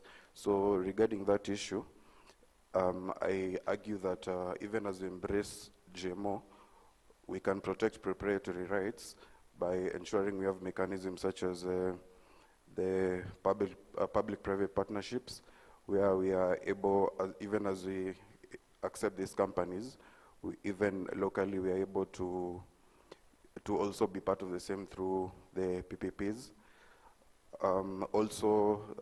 I argue, even as we look towards adoption of GMO, we should not lose sight of our traditional practices. We should have a mechanism where we're able to incorporate both the technology of GMO as well as our traditional farming practices. And this we can do by ensuring that there is transparency on this issue, and also stakeholder engagement, and also public participation, where we hear the views of locals and how we can incorporate the issue on proprietary rights.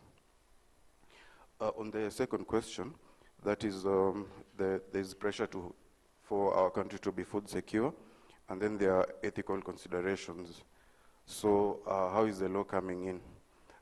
We have sufficient laws that protect our environment.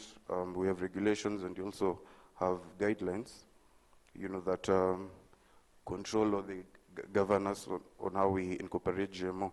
And on the aspect of ethical considerations, that is why I was arguing, as we are looking at the issue of GMO as a solution to the problem of food insecurity, let us not just look at it blindly. There is need to look at what are the long-term effects on our health, on our environment. If in the long run, this solution is going to bring us more problems, then maybe it's not the best solution. Thank you.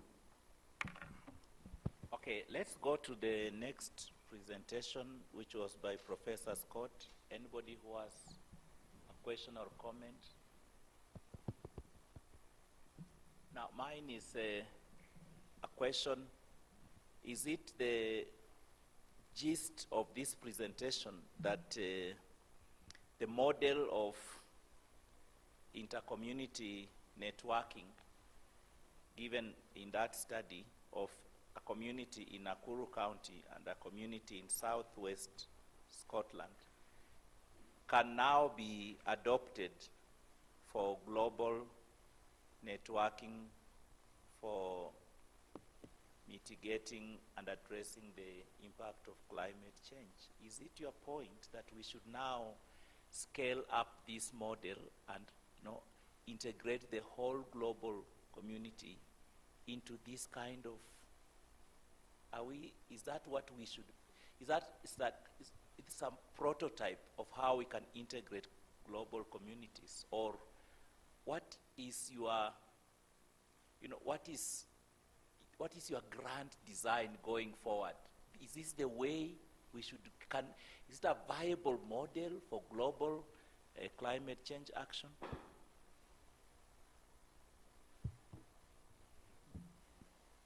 A grand design, that sounds great. I'm going to do it. I think when you're thinking about scaling up many things, you have to look at some of the relationships that underpin that scaling up. And there's a good deal of love and trust and respect within both of those communities and between the communities now. So if you're talking about scaling up to have like several countries, and we have talked about having 4, and we may go to more, but I think before we do that, we'd have to make sure that the people involved were ready, willing, and able, and that we had looked at the community in all its diversity to make sure that representation and participation were properly addressed, which all that groundwork had been done both in Scotland and Lakia. We checked out the notion of legitimacy, which basically is a gift. That is this okay? Because you're going to have your picture taken, you're going to be using words. Your house is going to be displayed on video. So I think scaling up is fantastic, and we are looking at it. We've already discussed with one group in Zimbabwe. We're looking also at Asia. But there's some things to get in place first, I think, because you have to tread carefully if you're exposing people to tough conversations about their place, their emotions, how they build community, how they manage tough things like conflict, negotiations within their community, privacy, confidentiality. A lot of that stuff has to be secure, completely secure, before you expose people to the internet and these conversations. That said, why not? All right, thank you. Any other intervention question? Okay, let's go to the 4th presentation by Ms. Mary Mwangi. Anybody with, yes, Professor Oboyeri.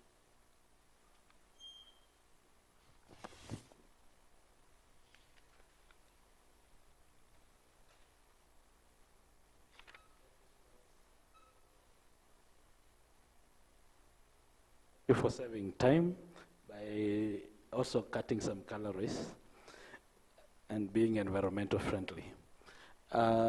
Mary, I would like just to thank you for the presentation, and then after that I would like you to take cognizance of the fact that PES has been experimented in Kenya. And we are not very far away from where it was done. It's just here on the River Malewa with the Flower Farms organization and the communities living upstream. And there are several studies that have been conducted. I've just seen online, even Nazarene University, there's a thesis on that.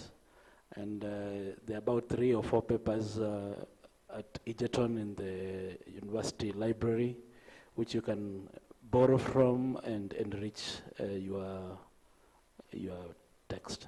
Thank you. Okay. So let's go to the presentation by Mr. Ndirangu Ngunjiri on population and climate change. Anybody with a comment, question?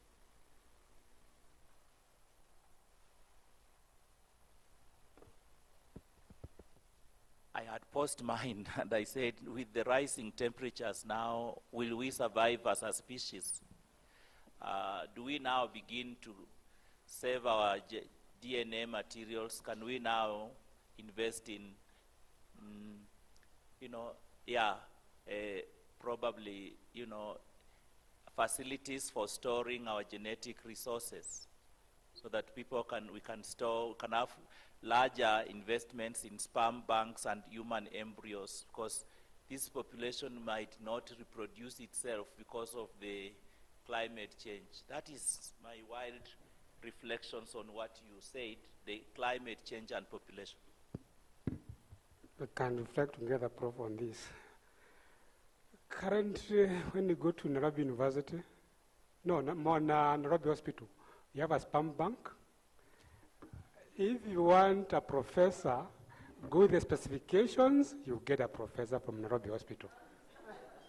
That's for the ladies, not for men.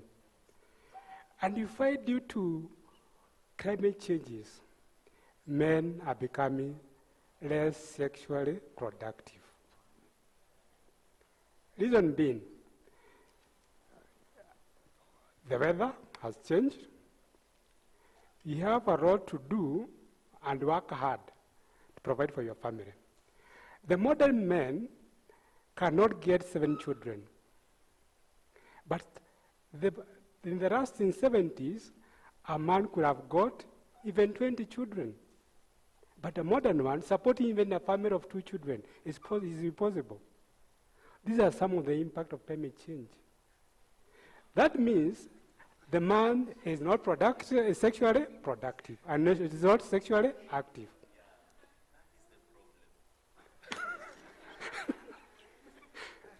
So as men, we need to think ourselves, how can we get out of this cocoon?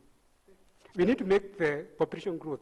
And if you see those areas that have central Kenya, the pressure has gone down, although there's other factors, the pressure is not growing.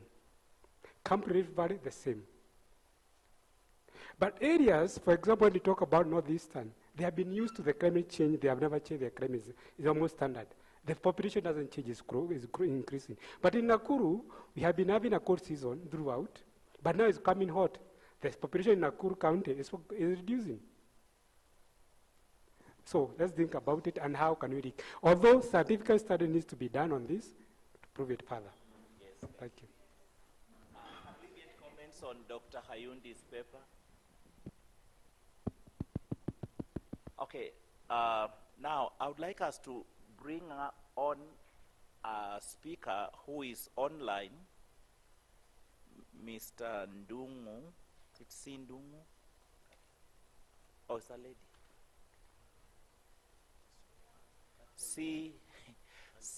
It is Ndungu. Now, please be writing full names. Yes, Ndungu and S1 Deto, climate change and crime rate in Laikipia County, an empirical analysis. Those colleagues are online. Please, can we facilitate their presentation?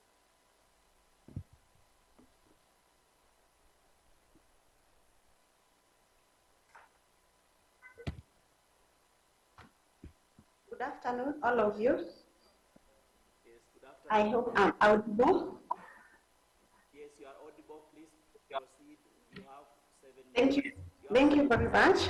Yes. My name is Catherine Ndongo. I'm an old girl of Egerton University. So much regards to Professor Wilkista Muturi. I'm from her department, from the Department of Environment Science. I'm going to take us through our paper that we did with my co-author, Wandeto, on climate change and crime rate in Laikipia County. It was an analysis. We did this paper sometime 2022, and what we'll be seeking to answer in this paper is, does climate change influence crime rates in developing countries, particularly in Kenya and in this case, we took Laikipia West as our study area. Climate change has caused many issues, and it has even caused social behavior change in humans as they try to respond to climate change. Anomalies. This has been discussed in the previous discussions, and the previous presenters has talked about high levels of stress. People become more aggressive as they look for water, food, and pasture. Remember that in the description or in the definition of a poor person is a person who does not have access to water and food. That is the index that it is used in description of poverty index. And with this climate change anomalies, water and food and pasture has become scarce.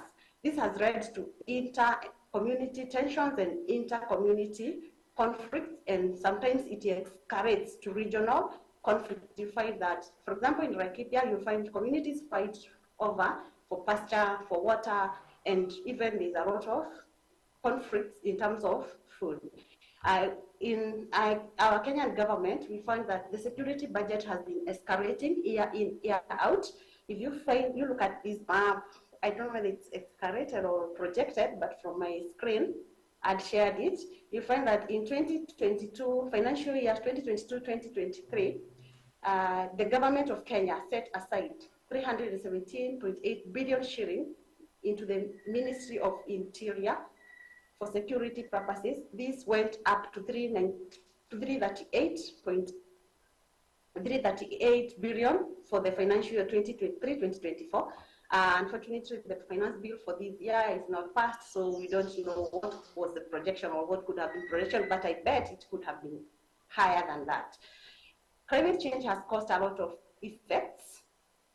All of us have or have felt the effects of climate change in one way or another, ranging from flooding, desertification, and disruption of infrastructure. This has led to food scarcity, loss of jobs, because once industries are not able to produce, there is loss of jobs. This loss of jobs leads now to poverty, and also the livelihood or the standard of living of a human being becomes very low. This person cannot access education, health becomes another issue, and one issue escalates, climate change escalates one issue, but then it pulls all other sectors into it.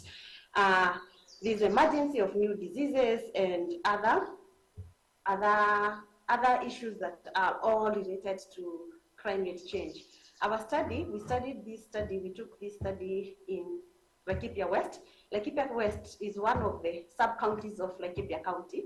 Laikipia County borders Samburu, Isiolo, and Baringo counties in the north, and Nakuru, Nyandarua, and Nyeri, and Meru to the south.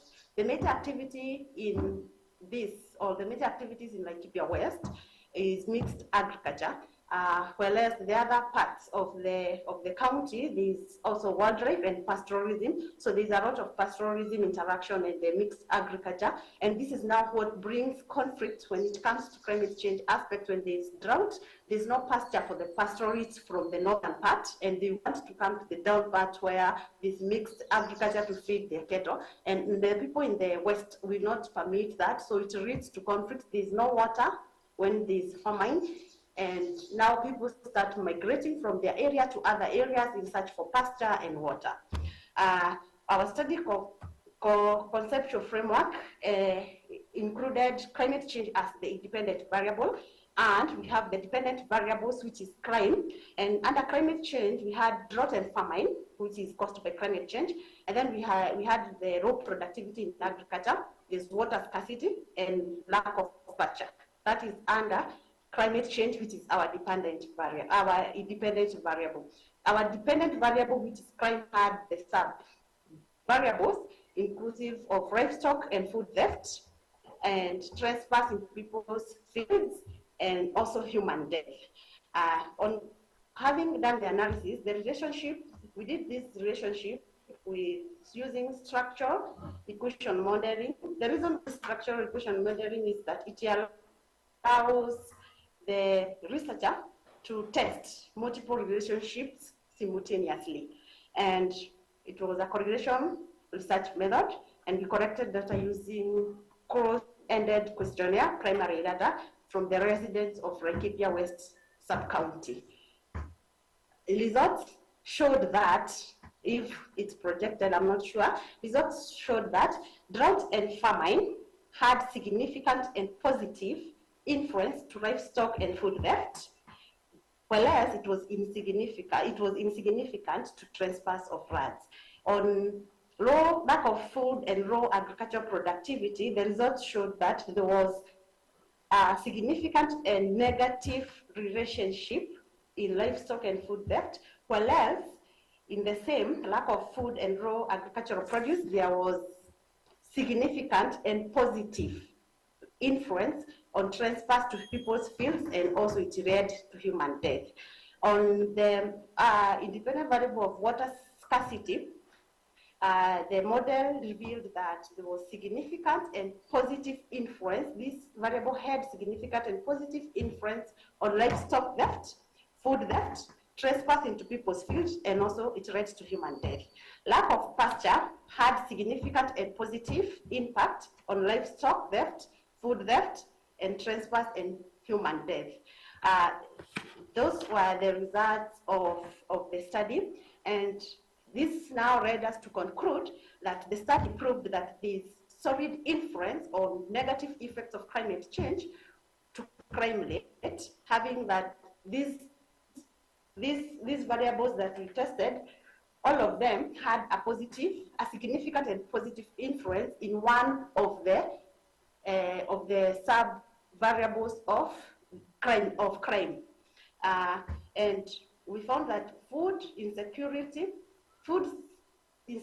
water scarcity, and lack of pasture led to livestock theft, food theft, trespass into people's fields that later on will lead to human death, because once, for example, we had an incident where the people from the northern Kenya, Isiolo County, brought their livestock into a farm which is owned by an Egerton, and it is a produce farm. They let the cattle graze, and the security guards killed 2 or 3 people in the conflict. This is brought by due to competition of the natural resources. Due to climate change, the natural resources are depleted and they are minimal, so everyone is trying to survive. It's survival for the fittest, and this brings now the conflicts and leads to death, and also stress and anomalies and other security issues. Therefore, our study firmly confirmed that there exists high propensity between climate change and crime rate nexus. We can comfortably confirm that if negative effects of climate change lead to increase in crime rate or lead to insecurity. This now answers our question that we had asked: does climate change influence crime rate in developing countries, particularly in Kenya? And our answer in this paper would be yes. Climate change influence crime rate and lead to insecurity aspects. Yes, thank you very on much. Our recommendation. Thank you very much, Ms. Ndungu, for your conclusion and for your presentation, showing and demonstrating that yes, climate change is one of the factors that is fueling increase in insecurity and crime. Now, just hold on for interventions by the plenary when we reach there. So can we have the next presenter? That is Dr. Joshua Ngulu.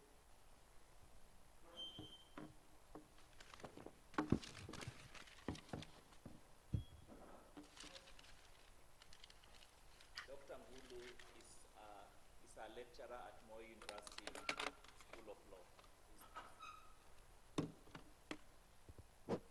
Thank you. Thank you for the opportunity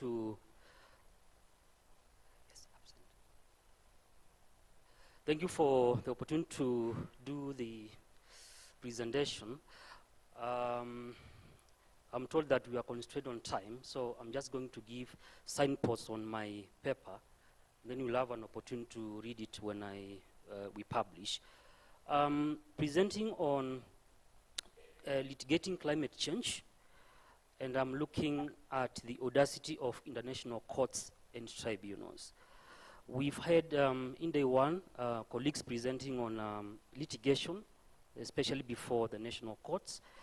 And we also had one of our colleagues I think Professor Zagwel, if I'm pronouncing right, presenting about the European Court of Human Rights. So mine is complementary, and most of the things have been said.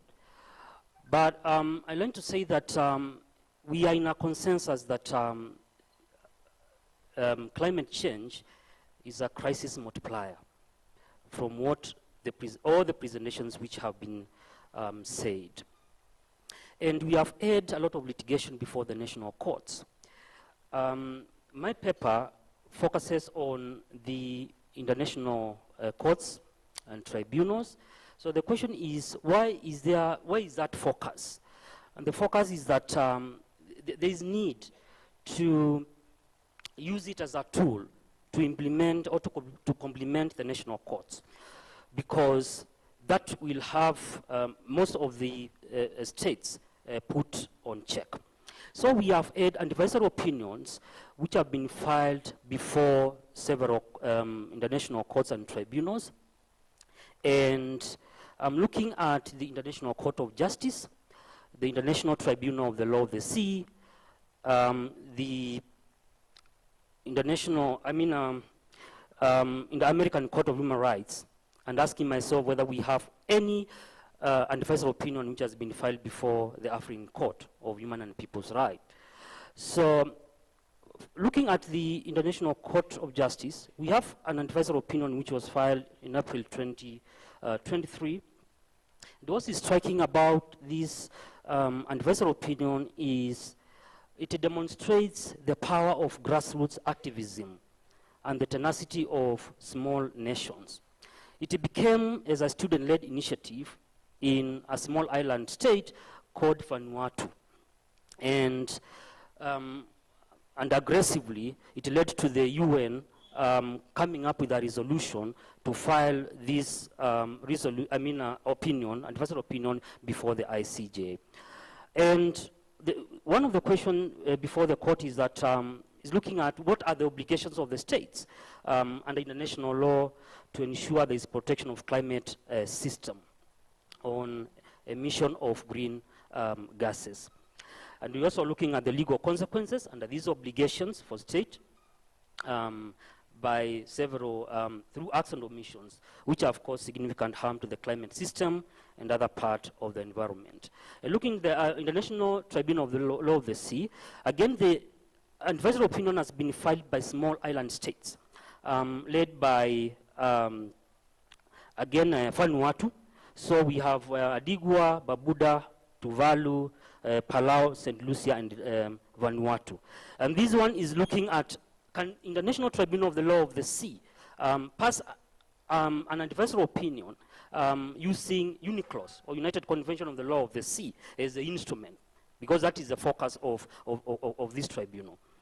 Now looking at how climate change affects marine heritage, stemming from pollution from states and other actors. And then we have the American Court of Human Rights. Chile and Colombia filed an advisory opinion before this court, again in 2023, and looking at how governments, to clarify on how governments, state obligations in the individual and collective dimension, how they can be a question on obligations governing the age of climate crisis. Before the African Court of Human Rights, we do not have an advisory opinion pending before this court. However, looking at Article 24 of the African Charter, there is a possibility to file an advisory opinion before this court, because it talks about the right of peoples to a general satisfactory environment favorable to their development, to their development. So under this provision, we are watching whether we'll have an advisory opinion being filed before this court. We have several issues in legal scholarship which we are grappling with when you look at the nature of these advisory opinions. I won't say much. I'll pick just three and say that one of the things we are looking is at when these advisory opinions are passed by the courts, in terms of legitimacy, in terms of the power to, the obligation to to put into action, then there will be a problem because they are not binding. They are just advisory in nature.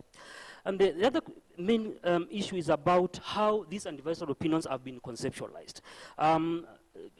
Literature points to that, that the way they have been drafted, they're asking very vague, very broad questions, which it may not be possible for these courts to respond to.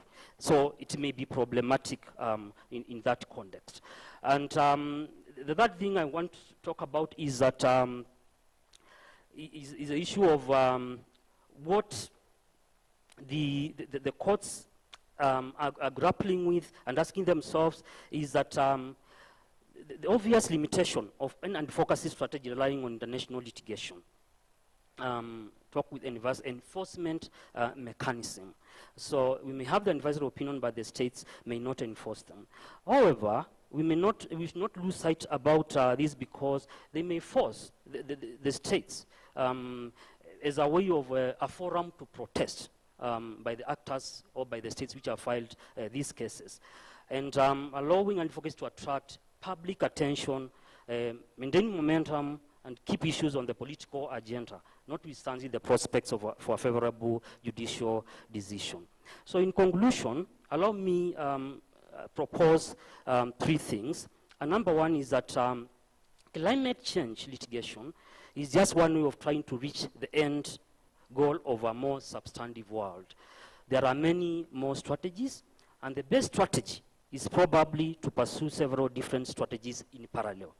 And I'm happy that we all here come from very diverse backgrounds, and this is basically what we are doing. And number 2 is that whether climate change litigation claims against states and companies ultimately succeed is perhaps not the main point. The idea is to put extra pressure on governments and companies, and it may well serve as an additional reason for them to go the extra mile. And the last one is that whether or not these other strategies are effective, the topic of climate change will undoubtedly lead to many severe confrontations at various levels between rich and poor countries, the old and the young, the city and the countryside, left and right. So we are still only at the very beginning of arguably the greatest challenge of our time. Thank you, ladies and gentlemen.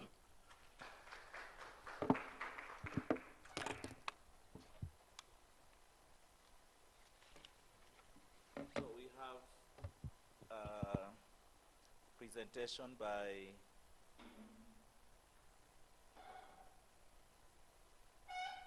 Ebenyo Locosio.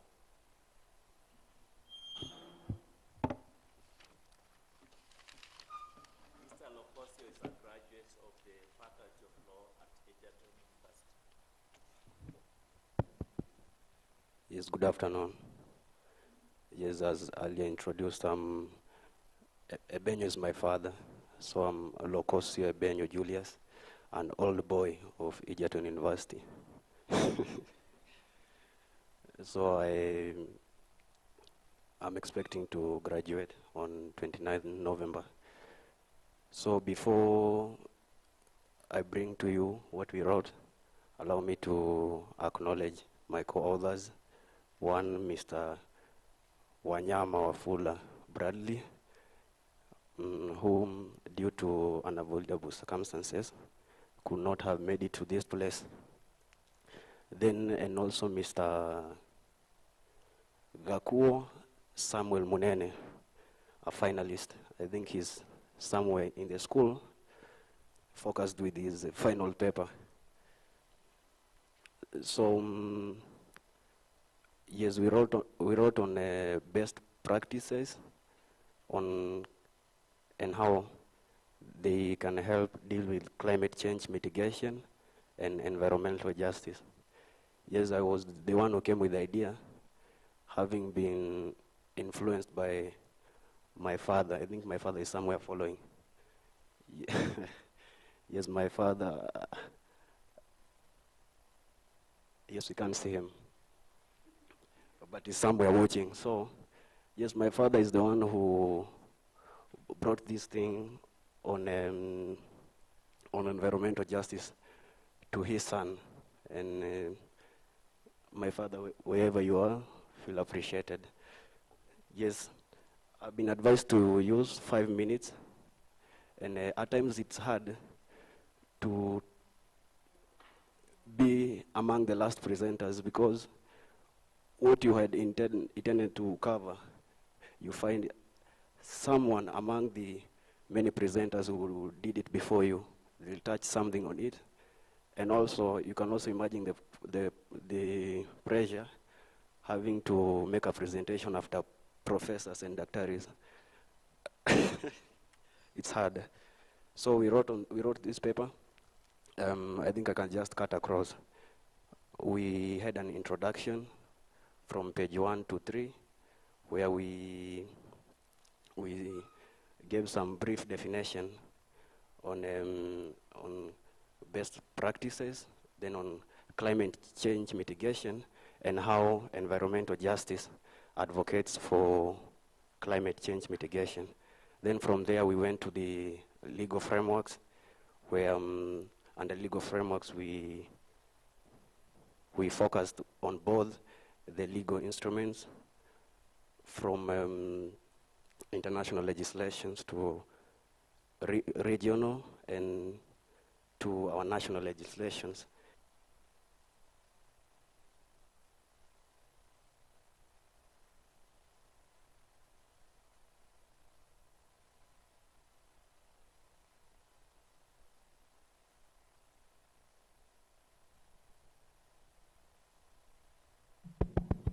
Yes, it's okay.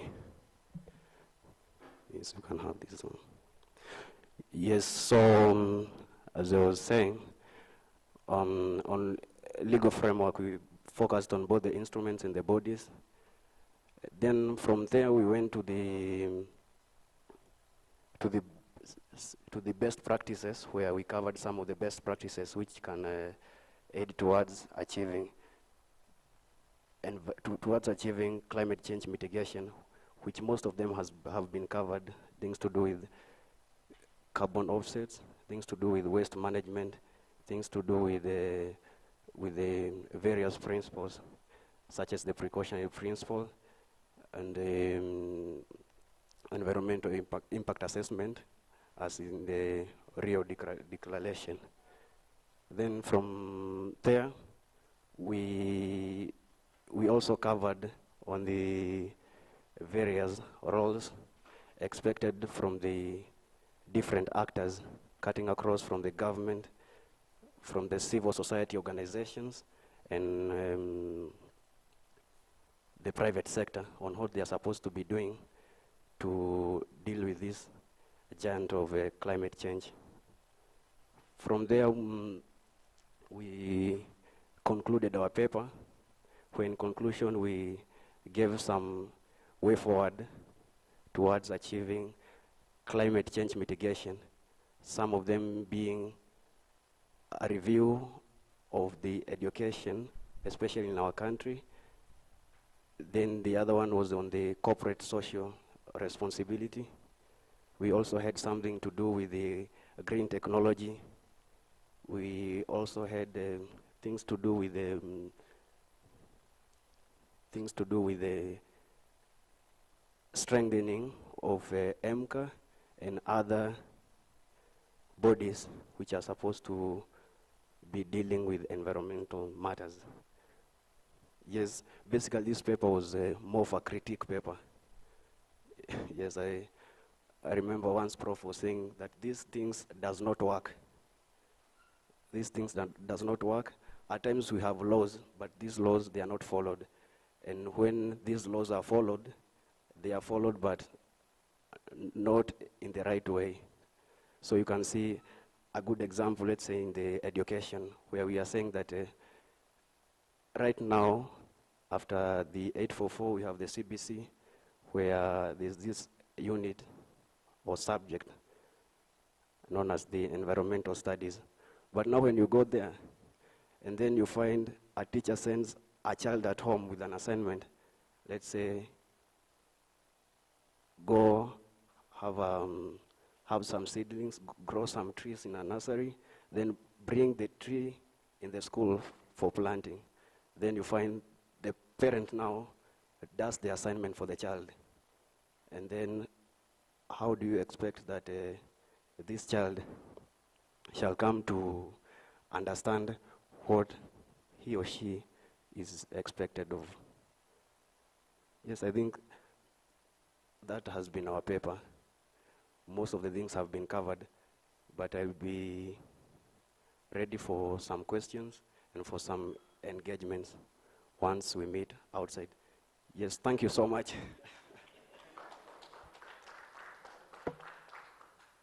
Yes, and once again, a round of applause for my father.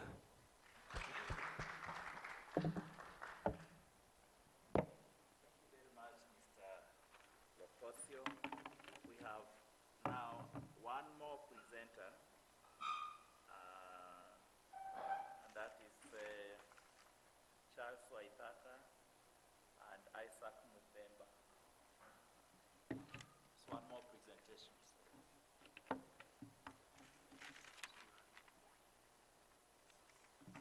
Isaac. Yes, most often times men in suits tend to politic, but lucky for us all, I am on a different campaign. My name is Isaac Mudemba. I am here to present the paper on climate change, food security, and armed conflict. This paper is co-authored by me, Charles Waithaka in absentia, and Ms. Mogere. So, the Sahelian nations are a band of countries south of the Sahara.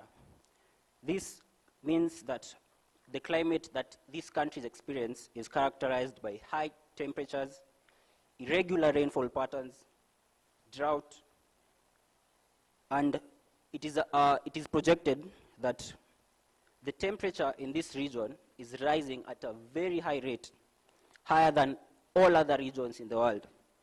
The temperature is rising at a rate of 1.5 times higher as compared to the other nations. This makes this region a very sensitive part of the world to climate change. It is projected that by 2080, there is likely to be an increase of from 2 degrees Celsius to 4.3 degrees Celsius in the temperature of this region. Due to the change in climate, naturally, the food sector in this region will be highly affected. So, moving on to food security. This region had the lowest ratings according to the World Global Food Index, with the countries such as Chad, Burkina Faso, Niger, and Mali being the top last in the category. The region was identified in 2020 as an ecologically threat register. It is projected that in Niger, 83% of the population is facing food insecurity. And why is this? Niger, in the year 2024, experienced floods, which affected 12%, which led to a 12% decrease in the production of cereals. 12% decrease affected 83% of the population. Consequently, in other parts, due to the effects of climate change, there has been increased pressure on the natural resources that are found in the area. Burkina Faso, or despite the lack of food, it is surprising that this region has the highest population increase. Niger has a population increase of nearly 175%. This means that the population nearly doubled. Burkina Faso is projected to increase from 90 million people to 160 million. Mali is projected to increase from 40 million to over 100 million people. Chad, on the other hand, is projected to increase from 80 million to 100 million. This pressure in the natural resources and lack of food has been the key factor into people moving. They're moving into better places in search of resources. This displacement due to climate change has had the effect of causing ethnical disputes among the communities present in the Sahel. For example, the Fulani, which are particularly a pastoralistic community, have had to encroach into the originally established farmlands in search of food and water. Consequently, farmers in the established farmlands have had to expand their farms into areas that were naturally reserved for the pastoralists. This has led to nearly of 3,600 deaths attributed to that dispute alone. Consequently, being a callback to Mr. Kioko's presentation yesterday, the IDP's displacement that is contributed or attributed to climate change has not been addressed quite in a positive way. In Mali, 2.5 million people were internally displaced in 1 year alone. In Cote d'Ivoire, there are 60,000 asylum seekers, all from the Sahel region. The lack of good political will and present strong structures of government has led to the decline in administration of this region. This has led to groups such as the Islamic State and the Al-Qaeda growing their numbers within this region. This has led to conflict, increased conflict. It is estimated that nearly 20,000 people were killed in 2020 and nearly 2.5 million people were internally displaced. On my paper, we discussed these things, but to conclude, climate change being the contributing factor to armed conflict has not yet been looked into. It is interesting that the Geneva Protocols were established immediately after in 1949, immediately after the Second World War. And the United Nations Framework on Climate Change was implemented in 1992. The Geneva Conventions regulate how armed conflict is conducted. However, there is a lack of the element of climate change being a contributing factor to violence, armed violence. In conclusion, we found that what we need is to enhance the international and regional frameworks, thus improving enforcement mechanisms. We need better climate adaptation strategies, especially tailored to the Sahelian nations, empowering the local communities, going to the grassroots, and educating them on the harmful effects of climate change and how that influences armed conflict is key. Additionally, we need to advocate for national and regional policy reforms to prioritize climate change, food security, and conflict. Lastly, there is need for us to address the root causes of the problem faced by those nations in the Sahel. As I leave, I'd like you to consider the following while you cast your ballot. Do think of to what extent do the key pollutants are to blame for armed conflict that is caused by the climate change that their actions cause. And lastly, to what extent do we need to criminalize harmful effects and harmful effects to the environment?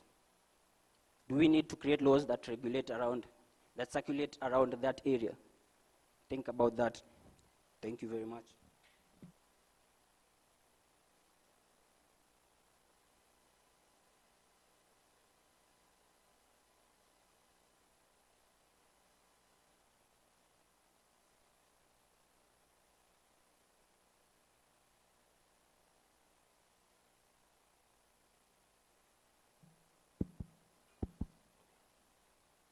So colleagues, we are coming to the tail end of this program. Let me just summarize what, as I was listening, what I gathered from the presentations. Let me just summarize something from the presentation by Ms. Ndungu on climate change and crime rate in Laikipia County. The presentation included facts and figures showing an empirical study, and it seems like communities in that part of the country are adversely affected by climate change. And so this tends to push vulnerable communities to the edge and fuels resource conflicts. And in the attempts to survive and cope with the impact of climate change, individuals tend to forget the boundaries and they encroach on the rights of others, which translates into criminal activities and the rising crime rate. Now, that study did not probably make any specific policy recommendations on how do we deal with this, but I think the author should consider making some indications on the possible future directions on the review of law and policy to address the issues raised. Then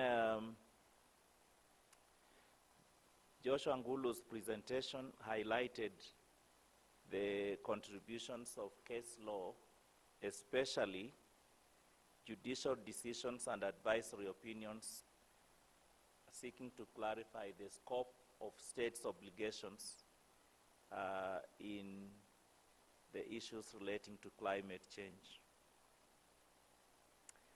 But it raises the whole issue as to the proper place of law in addressing the complex dynamics of climate change.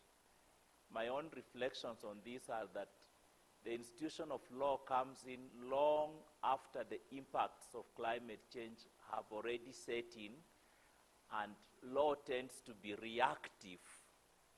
Law tends to be reactive after things have already happened.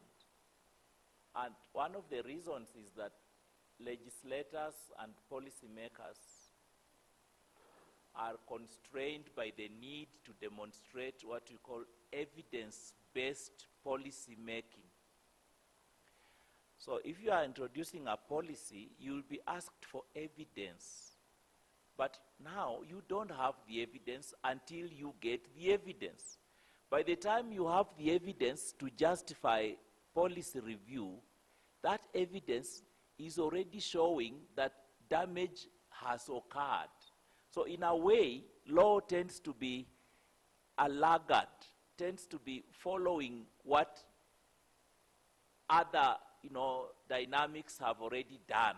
Then we react and we respond. Then we try to address the damage. We try to mitigate.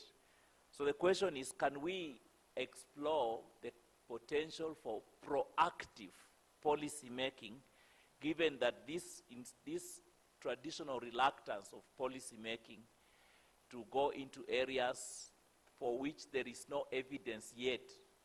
So those are some of the issues to worry about.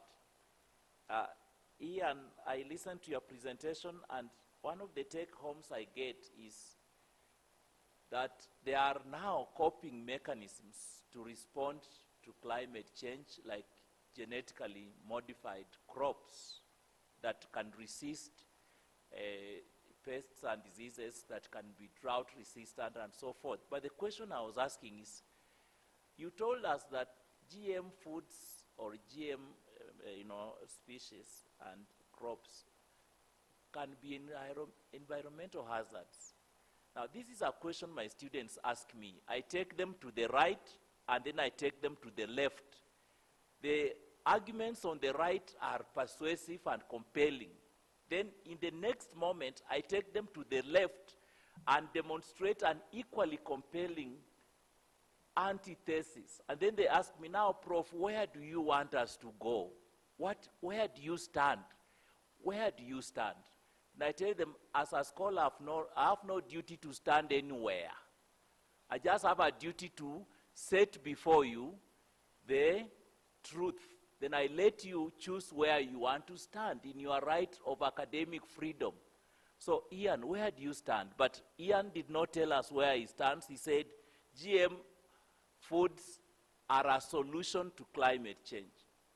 Then he said, but they are also a problem for the future. So I think that was quite helpful.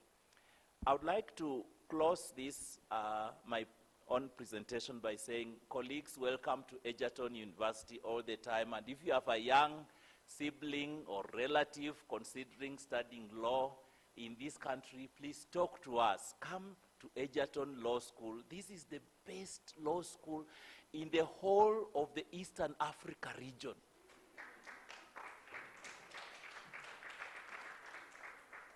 You've seen how our undergraduate students, Muthemba, and they are still undergraduates. They are still studying in third year, fourth year, but they are doing some, clever things. And you can see they are going places. Then our graduates are flying. Now, that is Egerton Law School. Thank you.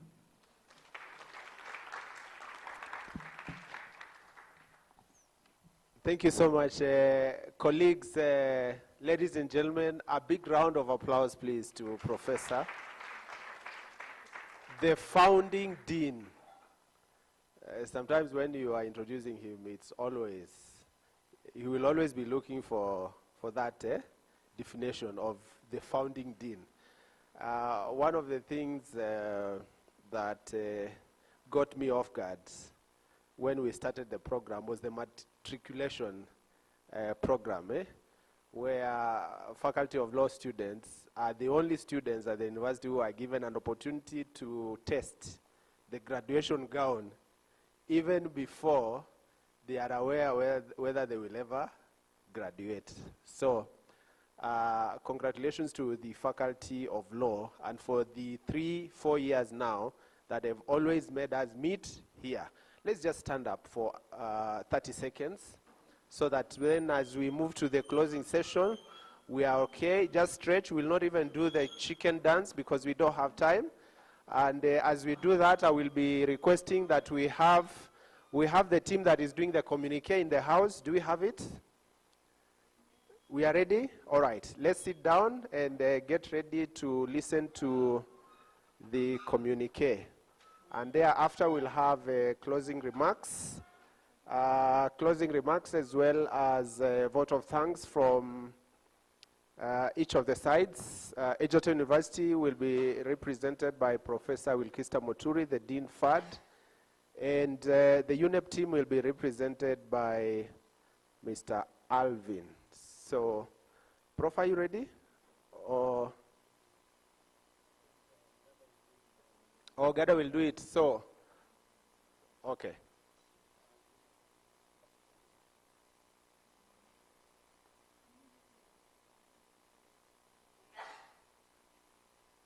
So we'll do it digitally. We just need to pay attention. You know, every time you commit environmental destruction, you commit a sin. Every time you destroy the environment, you commit a sin. The Pope calls it the ecological sin. Umesikia Dr. Ngulo? Okay. But when you engage in an activity where you are reflecting about how to reverse your actions, your bad actions, then you are repenting. Or if you engage in, for instance, climate action, you are repenting. So for the last 3 days, this has been a retreat. And all of us have been monks, and we have been repenting our sins. We have been repenting our ecological sin. I want to believe that as you will be walking out of Simba Lodge today, your hearts are a little bit not as heavy as they were when you came in with respect to the ecological scene. Once we are ready, we are going to project.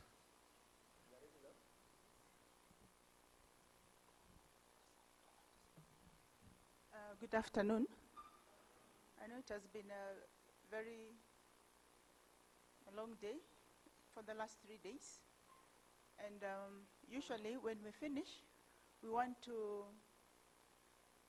capture everything that we discuss from day 1, not really day 1, day 2 to day 4. So there's a consensus on what we will come out with from the conference, because we didn't come here to tick a box. We came here to work and to have some actionable points that we can take with us and take to the relevant authorities. So in the last 3 days, you've had people who have been doing the proceedings for us, and then there's a team, Professor Oboyere and even Sogada, working from diaspora to condense what we have been. You know, it's very difficult to condense what you said in the 3 days, okay? But they've been working tirelessly, and we have something which we want to project here.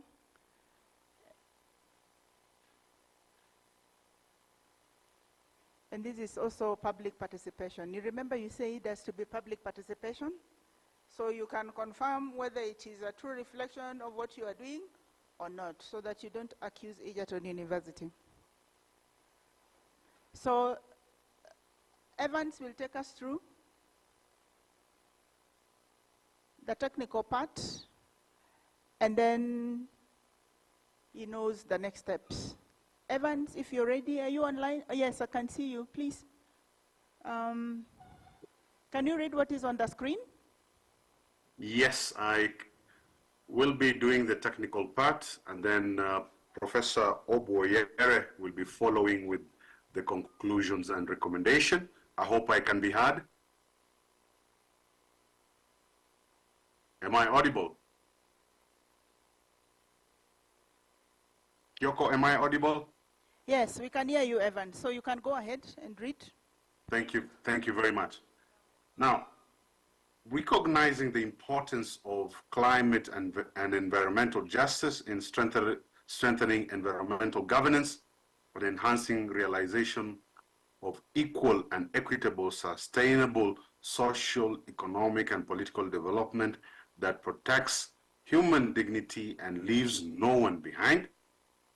Cognizant of the various challenges that are likely to negatively affect, impact, and alter cultural, socio-economic, and environmental development in Kenya, with the detrimental outcomes on the environmental rule of law and access to justice system in Kenya, desirous to implement legal and policy frameworks towards securing access to legal aid as a component of access to justice in the sustainable management of the environment in Kenya,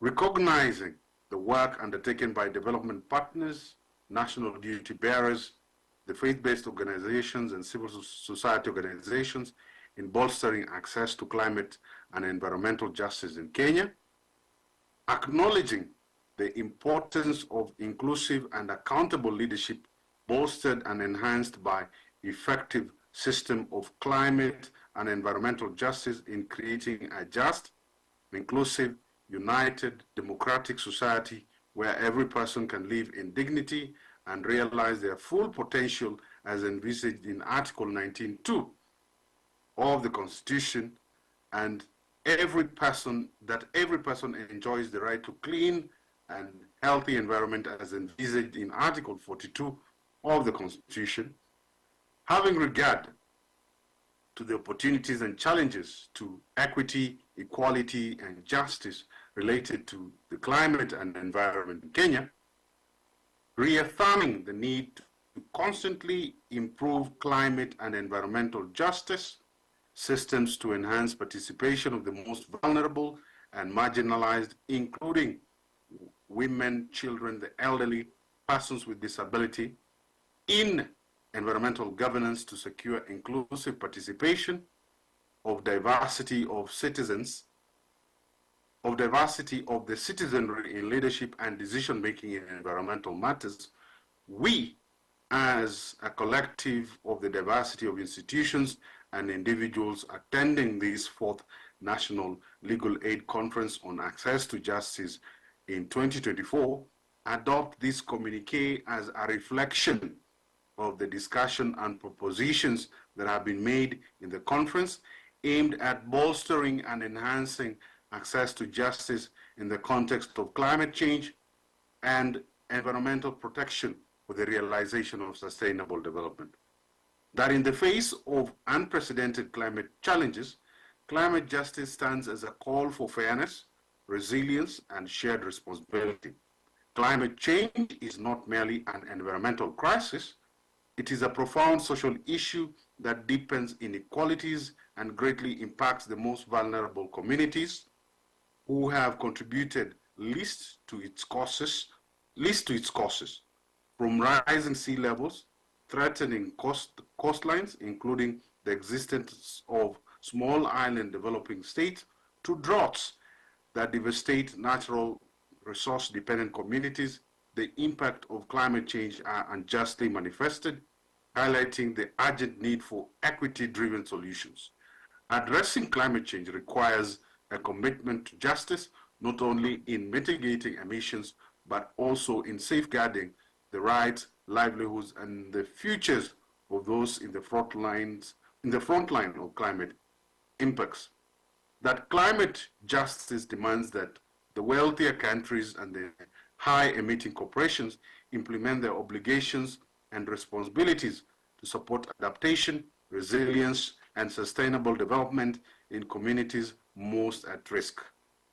All stakeholders, government, corporations, civil society, and individuals must champion policies and actions that prioritize the environment over profit, ensuring that no individual or community is left behind.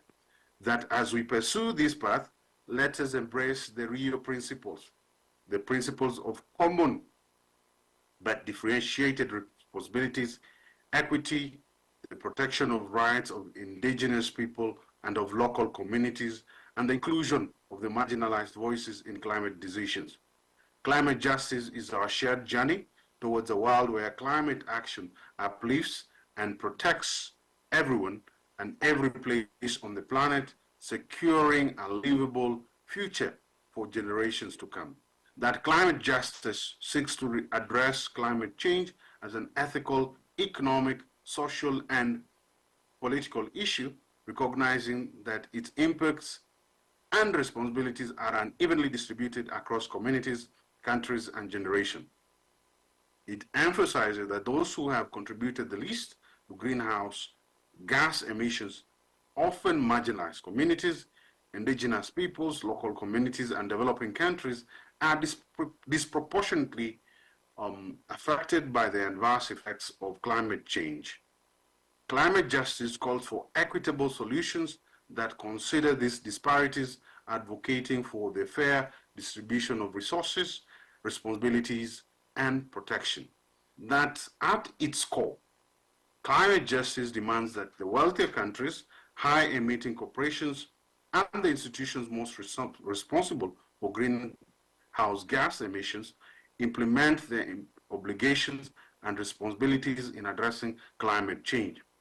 It also emphasizes protecting human rights, ensuring that policies and actions respect cultural diversity, uphold the rights of indigenous people and of local communities, and promote empowerment of the marginalized and vulnerable groups.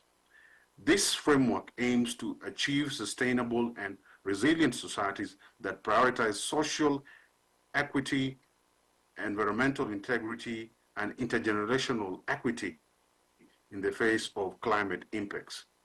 That we therefore resolve to undertake the following actions.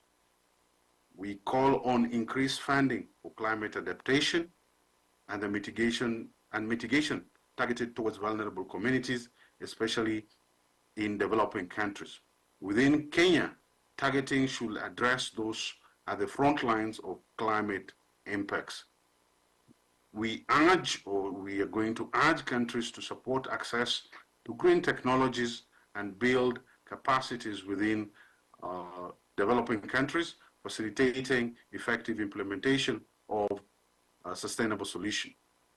To continue to advocate for loss and damage mechanisms to compensate communities and countries suffering irreparable damage due to climate events linked to historical emissions of high-income countries. That we therefore reiterate the need to adherence to the following inextricable principles and values. The principle of common but differentiated responsibilities, underscoring the disproportionate responsibility of high-income countries in both emission reduction and financial contribution to climate mitigation and adaptation. The role of traditional and local knowledge in climate adaptation strategies, and urge that indigenous, traditional, and local practices be nurtured and rights protected and respected.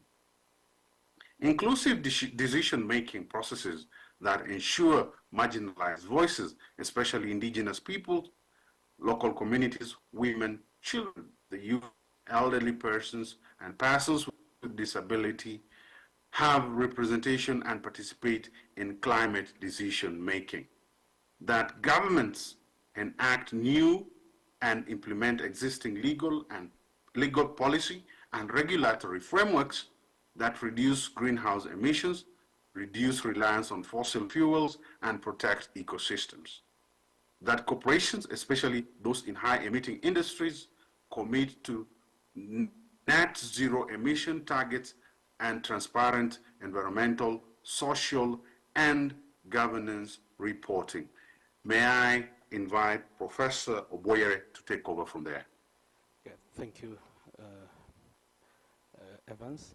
And in conclusion, we reaffirm the shared responsibility to pursue climate justice as an essential component of addressing climate change globally. We emphasize that achieving climate justice will require a collaborative and holistic approach that empowers all voices in the climate conversation. In this critical moment, climate justice is not only a moral imperative, but a pathway to sustainable, equitable future for all. Addressing climate change requires global solidarity and international cooperation, transcending borders and ensuring that those who are most affected, yet least responsible for climate impacts, are not left behind. We call on governments, corporations, and individuals to recognize their roles in both the causes of and solutions to the climate crisis, and to act in ways that prioritize fairness, resilience, and shared responsibility. As we move forward, let us commit to support policies and actions that uplift communities, protect ecosystems, and protect human rights.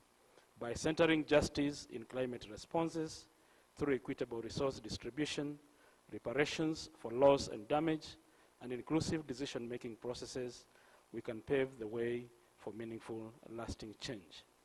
The journey towards climate justice will require courage, innovation, and collaboration. Let this communique serve as a guiding commitment to advocate, act, and promote transparency and accountability, ensuring that every step we take towards climate action is one that empowers, protects, sustains both people and the planet. We accordingly underscore the following matters. 1, environmental rule of law provides an important framework that is critical to achieving climate and environmental justice. Designing fair, clear, and implementable laws, strong environmental laws and institutions, entrenching environmental democracy, accountability, and protection of rights of the most vulnerable are all essential to developing effective responses to pressing environmental crises. By increasing transparency and reducing corruption, environmental rule of law can attract investment, support sustainable economic growth, and ensure the resulting benefits to nature are fairly shared. 2, Legal advocacy is critical for environmental justice, and legal frameworks and institutions such as Egerton University and the United Nations Environment Program play a significant role in promoting environmental justice, particularly for the marginalized communities disproportionately affected by climate change. Legal reforms are necessary to protect vulnerable populations, ensuring equitable access to justice in cases of environmental degradation. 3, implementation of climate legislation is essential.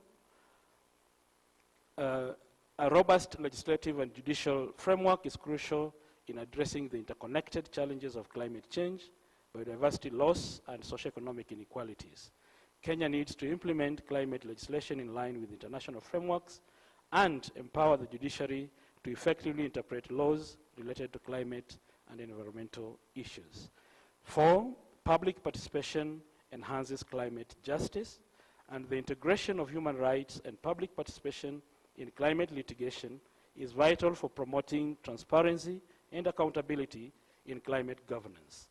Inclusive decision-making processes ensure that marginalized communities are actively involved in shaping climate laws and policies, leading to a more equitable and sustainable outcomes. 5, slow violence must be addressed. Environmental degradation such as pollution and gradual ecological harm disproportionately impacts marginalized groups and often goes unnoticed. Addressing the concept of slow violence is key to protecting communities from long-term effects of environmental harm, ensuring they are not left behind in climate adaptation efforts. 6, traditional ecological knowledge is vital for climate resilience, and indigenous and traditional knowledge systems provide valuable insights into sustainable land use and climate resilience. These practices must be formally recognized and integrated into formal climate policies to enhance resilience in vulnerable regions. 7, gender-sensitive climate policies are crucial. Women, especially in rural and marginalized communities, are disproportionately affected by climate change, but are also essential agents of change. Gender-sensitive policies that address structural inequalities and promote women's participation in climate action are critical for fostering equitable climate resilience. And 8, equitable land tenure is fundamental to climate adaptation, and we are saying unequal protection of land rights, particularly for women, indigenous peoples, and local communities, hinders participation in sustainable land use practices. And reforming land tenure systems in Kenya is necessary to ensure equitable access to resources, enabling these groups to contribute meaningfully to climate resilience strategies. And a collaborative approach to climate solutions is necessary. Addressing climate justice requires a multi-stakeholder approach that includes legal, scientific, and governance systems. Collaborative efforts among these sectors, supported by practical tools like handbooks on environmental justice, can help bridge gaps that provide more effective solutions to climate and environmental challenges. Thank you.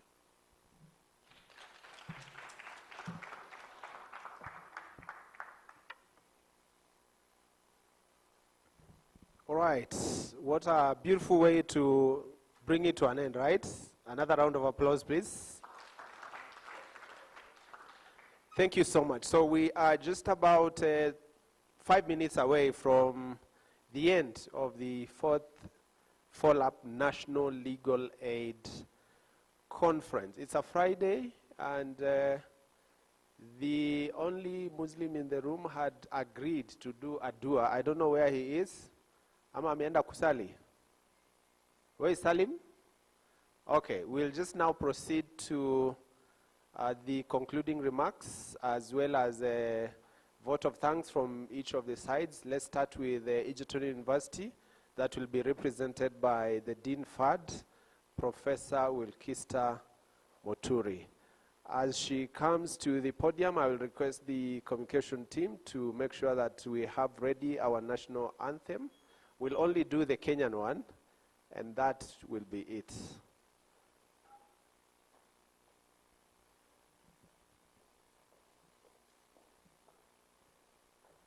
Thank you, Mr. Kioko. What a conference.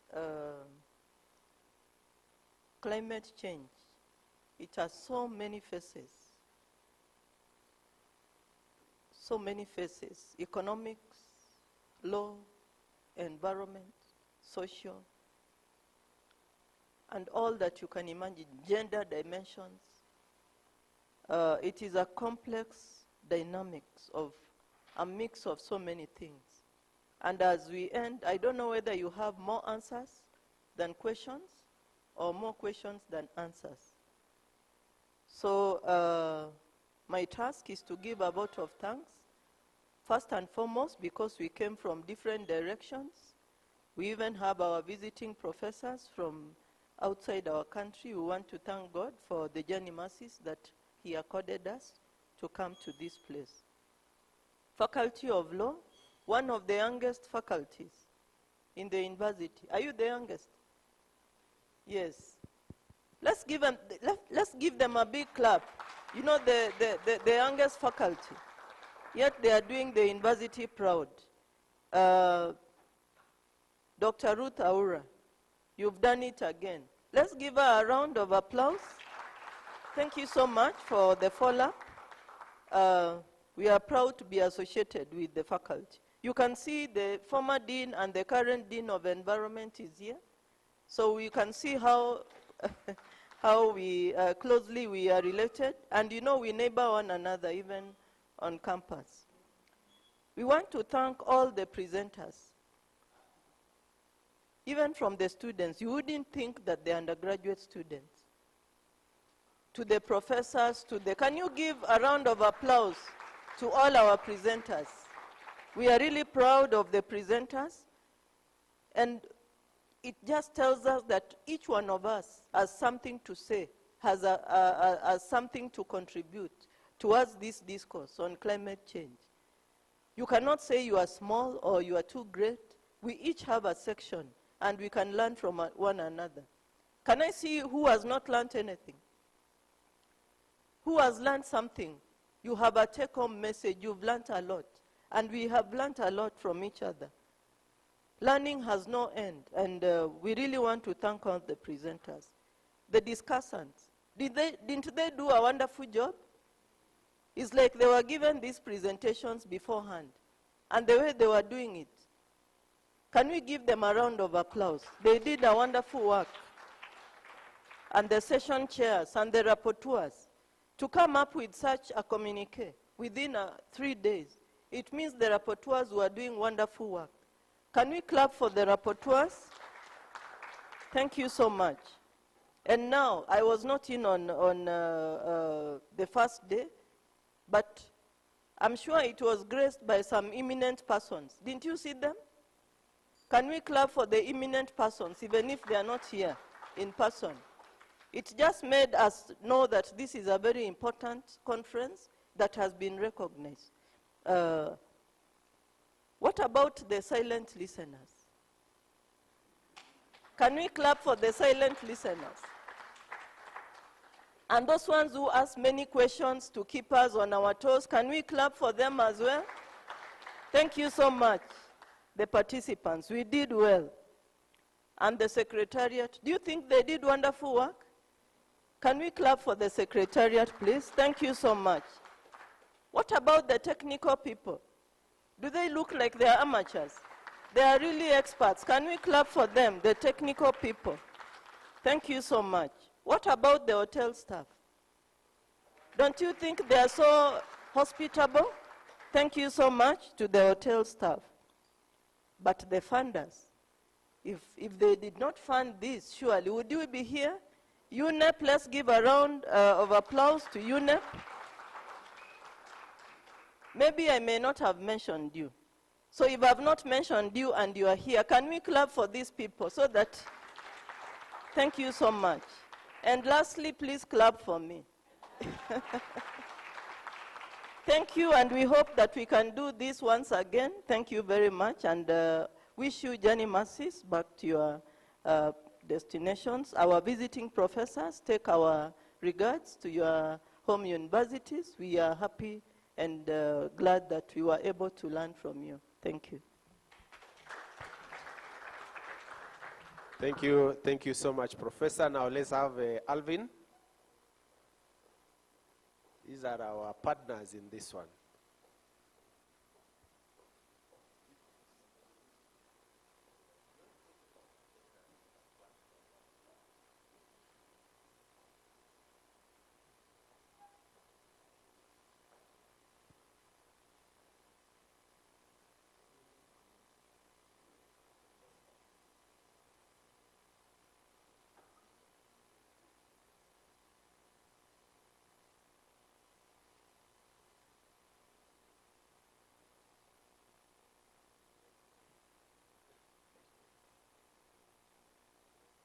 Every man knows his machine. Eh?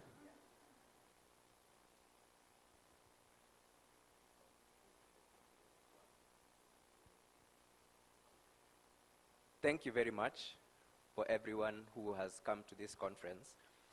From UNEP, we are delighted to be part of this process. At first, it was a process that started, it's been a long journey, working with Dr. Aura and Robert Mutembe in thinking through this conference and also bringing in the element of the handbook on climate justice and on legal aid, and with a view that in discussing the handbook, it would be possible to gain some ideas in critiquing it so that then it can be used across the world. When you have such gatherings, such as on climate change, a pressing environmental question, it brings together different people from different places, different parts of the world, to come and discuss an issue from different perspectives, scientific perspectives.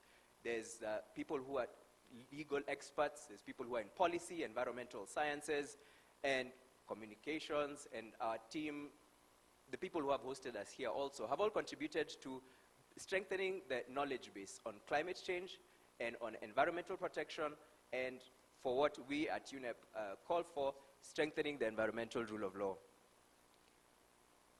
Oh, it's still on one side, but I will still continue. Just to say many thanks to all the participants.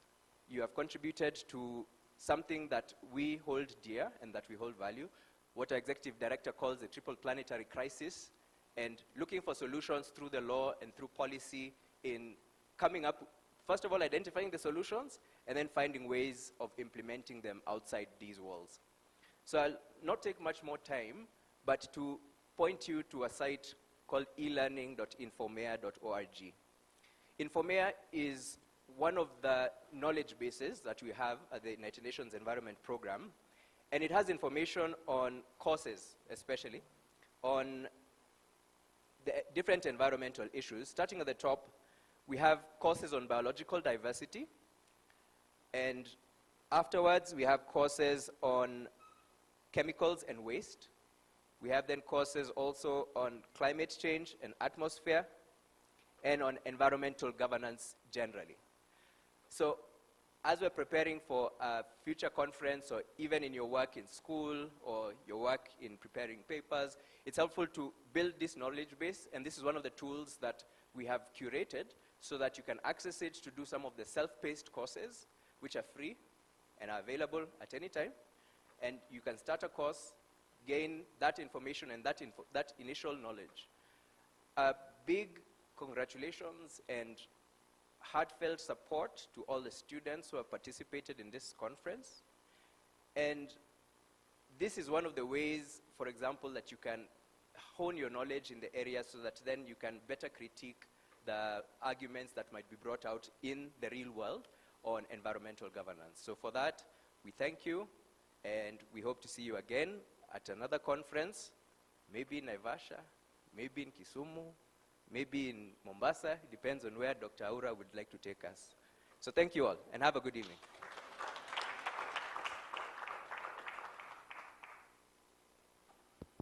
Thank you so much. I am happy here, and I am aware she would like to take us to Rio de Janeiro. COILIB team, many thanks. We've never been able to afford you. I don't think we'll be able to afford you even in the near future. But one thing we hope is to always see you around, all right? And pass our regards to your team leader. Tell him we always feel his presence, even when is not with us here. We are going to be closing now with a word of prayer, and thereafter we'll just do one stanza of our national anthem. As we get ready for that, maybe I just remind you, there is one of the leaders of our church, I'm a Catholic, he's called St. Don Bosco. He says that young people will blame us not for being Christians, but for not being Christians enough. Let's paraphrase that and say that young people will blame us not for being environmentalists, but for not being environmentalists enough. Salim, you are ready for the dua, right? Okay.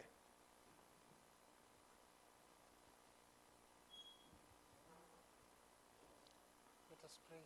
Bismillahir Rahmanir Rahim. Alhamdulillahi Rabbil Alameen. Ar-Rahman Ar-Rahim. Malik Yawmiddin.